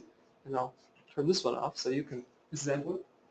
Oh, I think he was gonna say something. Yeah, but was he gonna say? No, I was just. You can all say something. Well, the problem comes when the protected classes is actually a group of sinners, as in our problem with homosexuality. Now we're attacking people that believe in monogamous relationships and the family, and then they are under attack for their beliefs, but we have to protect all these immoral individuals. Okay. That's a problem. Thank you for that. Reverse discrimination type of thing. Yeah. Well, that's okay. Here, maybe let me try to put the batteries on. I'll give that to you. Yeah. Put the new batteries in this thingy so I can talk and be heard. Please go ahead, Gil. Would you like me to try and do that so you can keep teaching? Thank you. So kind. Try. Would you take that one? I have no. Oh, that's okay. Did you have a? Oh, you have another. Yeah. Okay. Thank you. Please. I think this is, again, what Mrs. Annan was saying, is when you have someone who is morally not holding up to what God's intended rights for us are, but we have these socially engineered rights that people believe they have, and whether or not they're moral with God, they become socially moral, and it becomes immoral in a sense to stand against them, such as in freedom of religion, and people that believe that they have otherwise. But at the same time, someone who denied in the 60s of someone who's African American to come work for them or to even do a service for them is now being put on the same level as someone today saying, I don't want to be a part of a homosexual wedding because of what I believe, and they're being put on the same level, even though they're just trying to say, well, I believe differently and I don't want to be a part of it, but they're being put on the same level as someone who was racist in the 1960s. And so you start to see this pattern of saying, okay, well, here's what we know is moral and we know is right, and that being that racism is wrong and that we shouldn't treat people differently because of their skin color. But now we take that and say, okay, well, this is wrong, we're going to protect this group. And someone else says, hey, I feel like I need to be protected too. And pretty soon you have people who have so-called rights, quote-unquote rights, that are protected now, but it's really moved away from what even the majority of the people know is morally right, and into what is, well, we don't want to offend anyone, and we're going to be inclusive of everyone, but at the same time, we can't be inclusive of everyone's beliefs because everyone's beliefs don't line up with what God intends, and even with what our country intends when it was aligned with God. So we can't make everyone happy, but we're trying to, and that doesn't work well when a government's trying to please everyone, because all you're going to end up with is corruption. Thank you. Thank you so much for that. Please, Mr. Anderson. Maybe I could just give a kind of a personal example of how that happened to me in the workplace. Sure. So I'm a court interpreter. I stand next to people that can't speak English and let them know what goes on. Well, a few years ago, they would have, some of the judges would say, Mr. Anderson, gather up all the Spanish speakers that can't speak English, and we'll do them first. And so I get, 4, 6, 8 people out of a group of 50 people that are Right. waiting in a courtroom, Right, I'd gather all these up, do the Spanish speakers first, right, and they get their business done and head out. sure. And all these poor, pale-faced gringos are going, what about us, you know? We're having to wait the whole time for these Mexicans to go in front of us? Right. What kind of reverse discrimination is that? And then the opposite side of that, they'd also have a problem. Well, we'll have all the Mexicans go afterwards, you know. We'll let all of these minorities, we'll let all the Anglos go first, and then we'll wait and make the interpreter wait for 2 hours, and all the people needing interpretation, and then we'll just do them in a group afterwards. And then that was also seen as discrimination. That was done in the name of, well, you know, the interpreter has to run to all these different courtrooms and help everyone, so we have limited resources of interpreters. We can't spend too much of the government's money, so we're going to go ahead and discriminate against all you people and just make you wait, you know, some at the beginning, some at the end. Finally, they've broken down and said, all right, we're just going to have an interpreter sit there and do nothing for a long time and just let everyone be alphabetical order. No one can accuse us of discrimination. Thank you for that. Right. I appreciate that. Thank you for that. You know, this is interesting. And I want to get back to something here for a moment, because I think that the first couple comments, of course, are referring to sexual orientation as a protected class and what that can do, because certainly then you can have people who are simply preaching their religious beliefs, which they have a right to do according to the First Amendment. But that can, if those religious beliefs hurt someone's feelings, in this case, the feelings of those who choose to act on feelings of same-gender attraction, if somebody is preaching that those beliefs are sin or wrong, or that they can't have, you know, X, Y, or Z blessings that they may want, you know, because that's not God's way, then suddenly that can be termed as hate speech, and you have preaching that is being intimidated into silence. You have cases of people, as you know, Caleb was talking about here, you have people making wedding cakes, you have wedding photographers who are saying, you know, I politely decline because of my religious beliefs, because if you're coming to my private business, I don't want my private business to support something that I feel is morally wrong, and so I politely decline. There's somebody down the road who can take your pictures and make your cake. But yet, you have some of those people who are paying thousands of dollars in fines, such as the case in New Mexico. It's very famous. Oh, please, Lena, go ahead. And next we could have same gender, or let's see, like gay marriage, and that people wanting to get married in the temples, and then if we're not allowing that, then that's considered discrimination because they feel they have a right to be able to be married in the temple, even though it goes against like everything. Right, right. Well, thank you for that. No, I'm very, very important. You think about Elder Oak's speech in 2009, BYU, Idaho, when he talked about what a group had called the Yogyakarta Principles, and essentially they were advocating for exactly what you're talking about, this idea that anyone of any sexual orientation should be able to believe and practice whatever they want to believe in any church, meaning that church would need to change its beliefs so that they could practice the way they want to in that church. Now, obviously, that hasn't happened, but certainly that's what this group is advocating for. So, was that a hand there? Or? Sure. Even at the World Congress on Families, we had a few people, naysayers, that would get up, and as soon as they'd call on them, they'd go on 5, 10, 15 minutes kind of talking about something that didn't really address the question, but aimed towards undermining values of a large majority of people that were there. And it was fascinating to see how the different presenters and other people would handle that. You know, they just say, well, is this about the question? Are you trying to answer the question? Because this seems to be another subject, you know. It was actually quite fascinating to see how that all played out.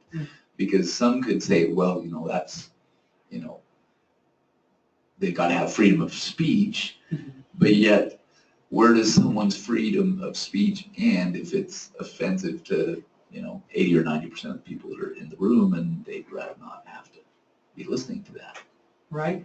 Yeah. Well, and certainly you think about it too. If you have 80 or 90% of the people in the room who are in favor of acting on same-gender attraction, and you raise a hand to answer a question and talk about your beliefs that doing that is not God's way, should you be silenced? You think you can think about this question both ways. I think it's important to consider. And so we've certainly looked at sexual orientation as a protected class today. Notice it wasn't one then. And so I'll just invite you, as we kind of wrap up here, I'll invite you to just think about what having protected classes, even if you take sexual orientation and not think about that for a moment because it would come later, and even just think about a protected class such as race, right? Because it seemed like at the beginning we had an issue that we're now protecting immorality. But certainly it's not immoral to be of a different color, right? But yet, how do we feel about protecting a class like that, right? Like I said, we don't need to work through that, but I would invite you to think about that. Perhaps you could talk about it at dinner tonight with your families. I think that'd be interesting, wouldn't it? Anyway, but I do want to take you to this here because, as you know, this I think is so interesting, so interesting. Well, let's go with this. We'll end with this one here. Obviously, as you read in the narrative, all of this came undone with lots of terrible, terrible civil unrest, race riots. Watts was one that I highlighted in the reading, but even my grandfather, a little personal story, and then we'll wrap up here. This was so interesting. When Martin Luther King was assassinated in 1968, things became very, very violent in the part of Brooklyn where my grandfather had a store. He had worked so hard as an immigrant coming in 1936 to even find food, let alone get a job. But finally he got a job, and he worked his way up at different grocery stores. He saved his money, and eventually he bought his own grocery store. And this grocery store was in Brooklyn and had some apartments over the top of it. I mean, he was doing quite well. But the problem was, on the night that Martin Luther King Jr. was assassinated, there were a number of African-American teens and young single adults, as we may call them, who started attacking local store owners and looting these stores. My father was sitting on the step of the store. In fact, he said he was drinking some soda. And my uncle was at the cash register, and my grandfather was in the back stocking something when some of these youths ran in with guns and demanded that my uncle give them his money. My father just said that he just sat there and he kept drinking the soda. He looked at it, he's like, what's going on? So he just sat on the stoop, while all this was going on. Anyway, and so things became heated. They put the gun to my grandfather and said, you give it to us right now or we'll shoot him. And so my uncle, maybe this was inspired because I guess it worked out, I don't know. But he said, fine, you want the money? Well, the cash register had been broken for years and they had never fixed it just because they'd wanted to use it in a situation just like this. And so he said, fine, if you want the money, go ahead and take it. He took the cash register. He picked it up, he flung it across the room until it broke on the floor, and there were just some coins that had been around from years before in this thing. So it popped open, and some coins rolled out. And they were so confused that they ran trying to scramble to pick up some dimes and quarters, and then they ran out. Well, my uncle, he was incensed. By the way, none of my family members were members of the church at this time. And he ran after them. He had a sports car because he was in the Marines at the time, and had bought a sports car with his first paycheck or whatever. Anyway, and so he jumped in and he started chasing these young men with guns down within the car, trying to run them over. They went onto the sidewalk, and so he took the car onto the sidewalk in New York City and Brooklyn and was trying to run them down. Anyway, luckily for them, they hopped over a fence where the car couldn't go into an alley and went off. We never saw them again. But this started a series of robberies that were all linked back to this catalytic event, the assassination of MLK. And my grandfather was robbed 6 times in the space of just a month. And I mean, just things got violent. His property was broken. His property was stolen. And anyway, long story short, he was forced out by the violence. He tried to, hang on, but realized, I've made enough money in this. I'm just going to kind of move on. It's interesting because just at the end, some of these youths would set fires in Brooklyn on purpose. They would set the fires and then they would hide in the alleys and they would wait for the firefighters, who were predominantly white, to come to put out the fires, and then they would shoot them. And that's when my grandfather knew that, you know what, this isn't worth it. This isn't worth it. I've done well. I've been blessed. I'm going to move on. The interesting thing is he went out and he decided that he just wanted to read for 9 months. So he just read every day. My grandmother kept saying, Frank, you're going to get a job again? Lucy, I'm reading. And so he read for 9 months. She had no idea when he was going to go back to work. And then one day he put down the book of Italian philosophy and said, I'm going to get a job today. He went and got a job. Anyway, it's kind of a fun family story. But why do I share this? Well, only because you'll see that all of this ended, all of these attempts at socially engineering a solution to this problem ended this way. Johnson was confused and irate. What do they want? He asked. I'm giving them boom times and more good legislation than anybody else did. And then what did they do? Attack and sneer. Could FDR do better? Could anybody do better? What do they want? That's a quote from LBJ at the end of all this. As the nation asked the same questions, and as urban riots and other acts of race-motivated violence proliferated, especially following King's assassination in 1968 that I just described, no one seemed to have satisfactory answers, and the movement's classic phase came undone. Kind of a sad ending, but in some ways, maybe not, because it was going to be a few more years before we get more legislation like this. But on the other hand, this legislation has set the tone for the government trying to address problems ever since. We've seen so many consequences ever since. My invitation is for us to simply reason as we read the newspaper, to simply reason as we read the internet, and to really think through what we've talked about today as we see different bills that are proposed and then different laws that become enacted, and to think about these great questions, these great principles that we've talked through today. Please, Mrs. Updike. And it's wonderful to reason. Oh, please. It's wonderful to reason. It's essential. But from what point do you reason?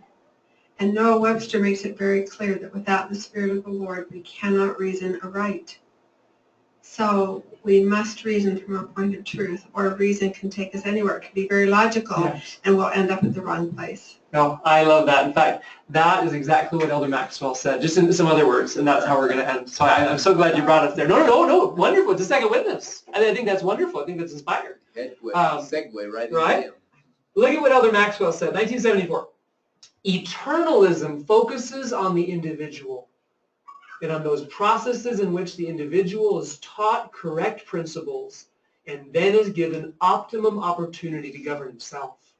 Indeed, nowhere does the contrast appear to be more stark between the basic approaches to man's problems than in the focus of eternalism on the individual as the basic human reality, and next the family. Where reform and desirable change are concerned, eternalism opts for conditions that facilitate true individual growth, letting the consequences of any successes ripple outward. Secularism tends to want to deal increasingly with systems, governments, labels, groups, etc., with adjustments in the things outside man apparently hoping that somehow changing the external scenery will change the things inside man. And I just testify, as he did here, both explicitly as well as implicitly, this eternalism of which he spoke is truth. We need to reason from truth. We need to relate from truth.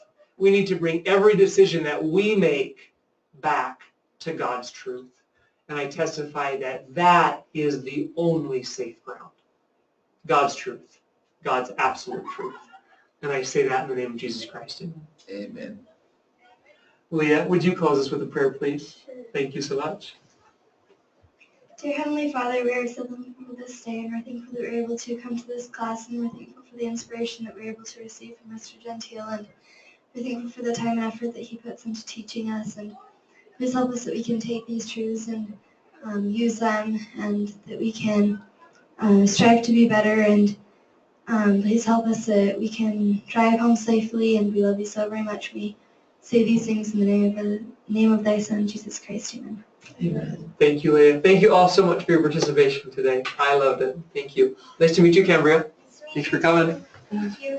You're so welcome. All right, guys. So see you next week then. We've got 3 weeks left.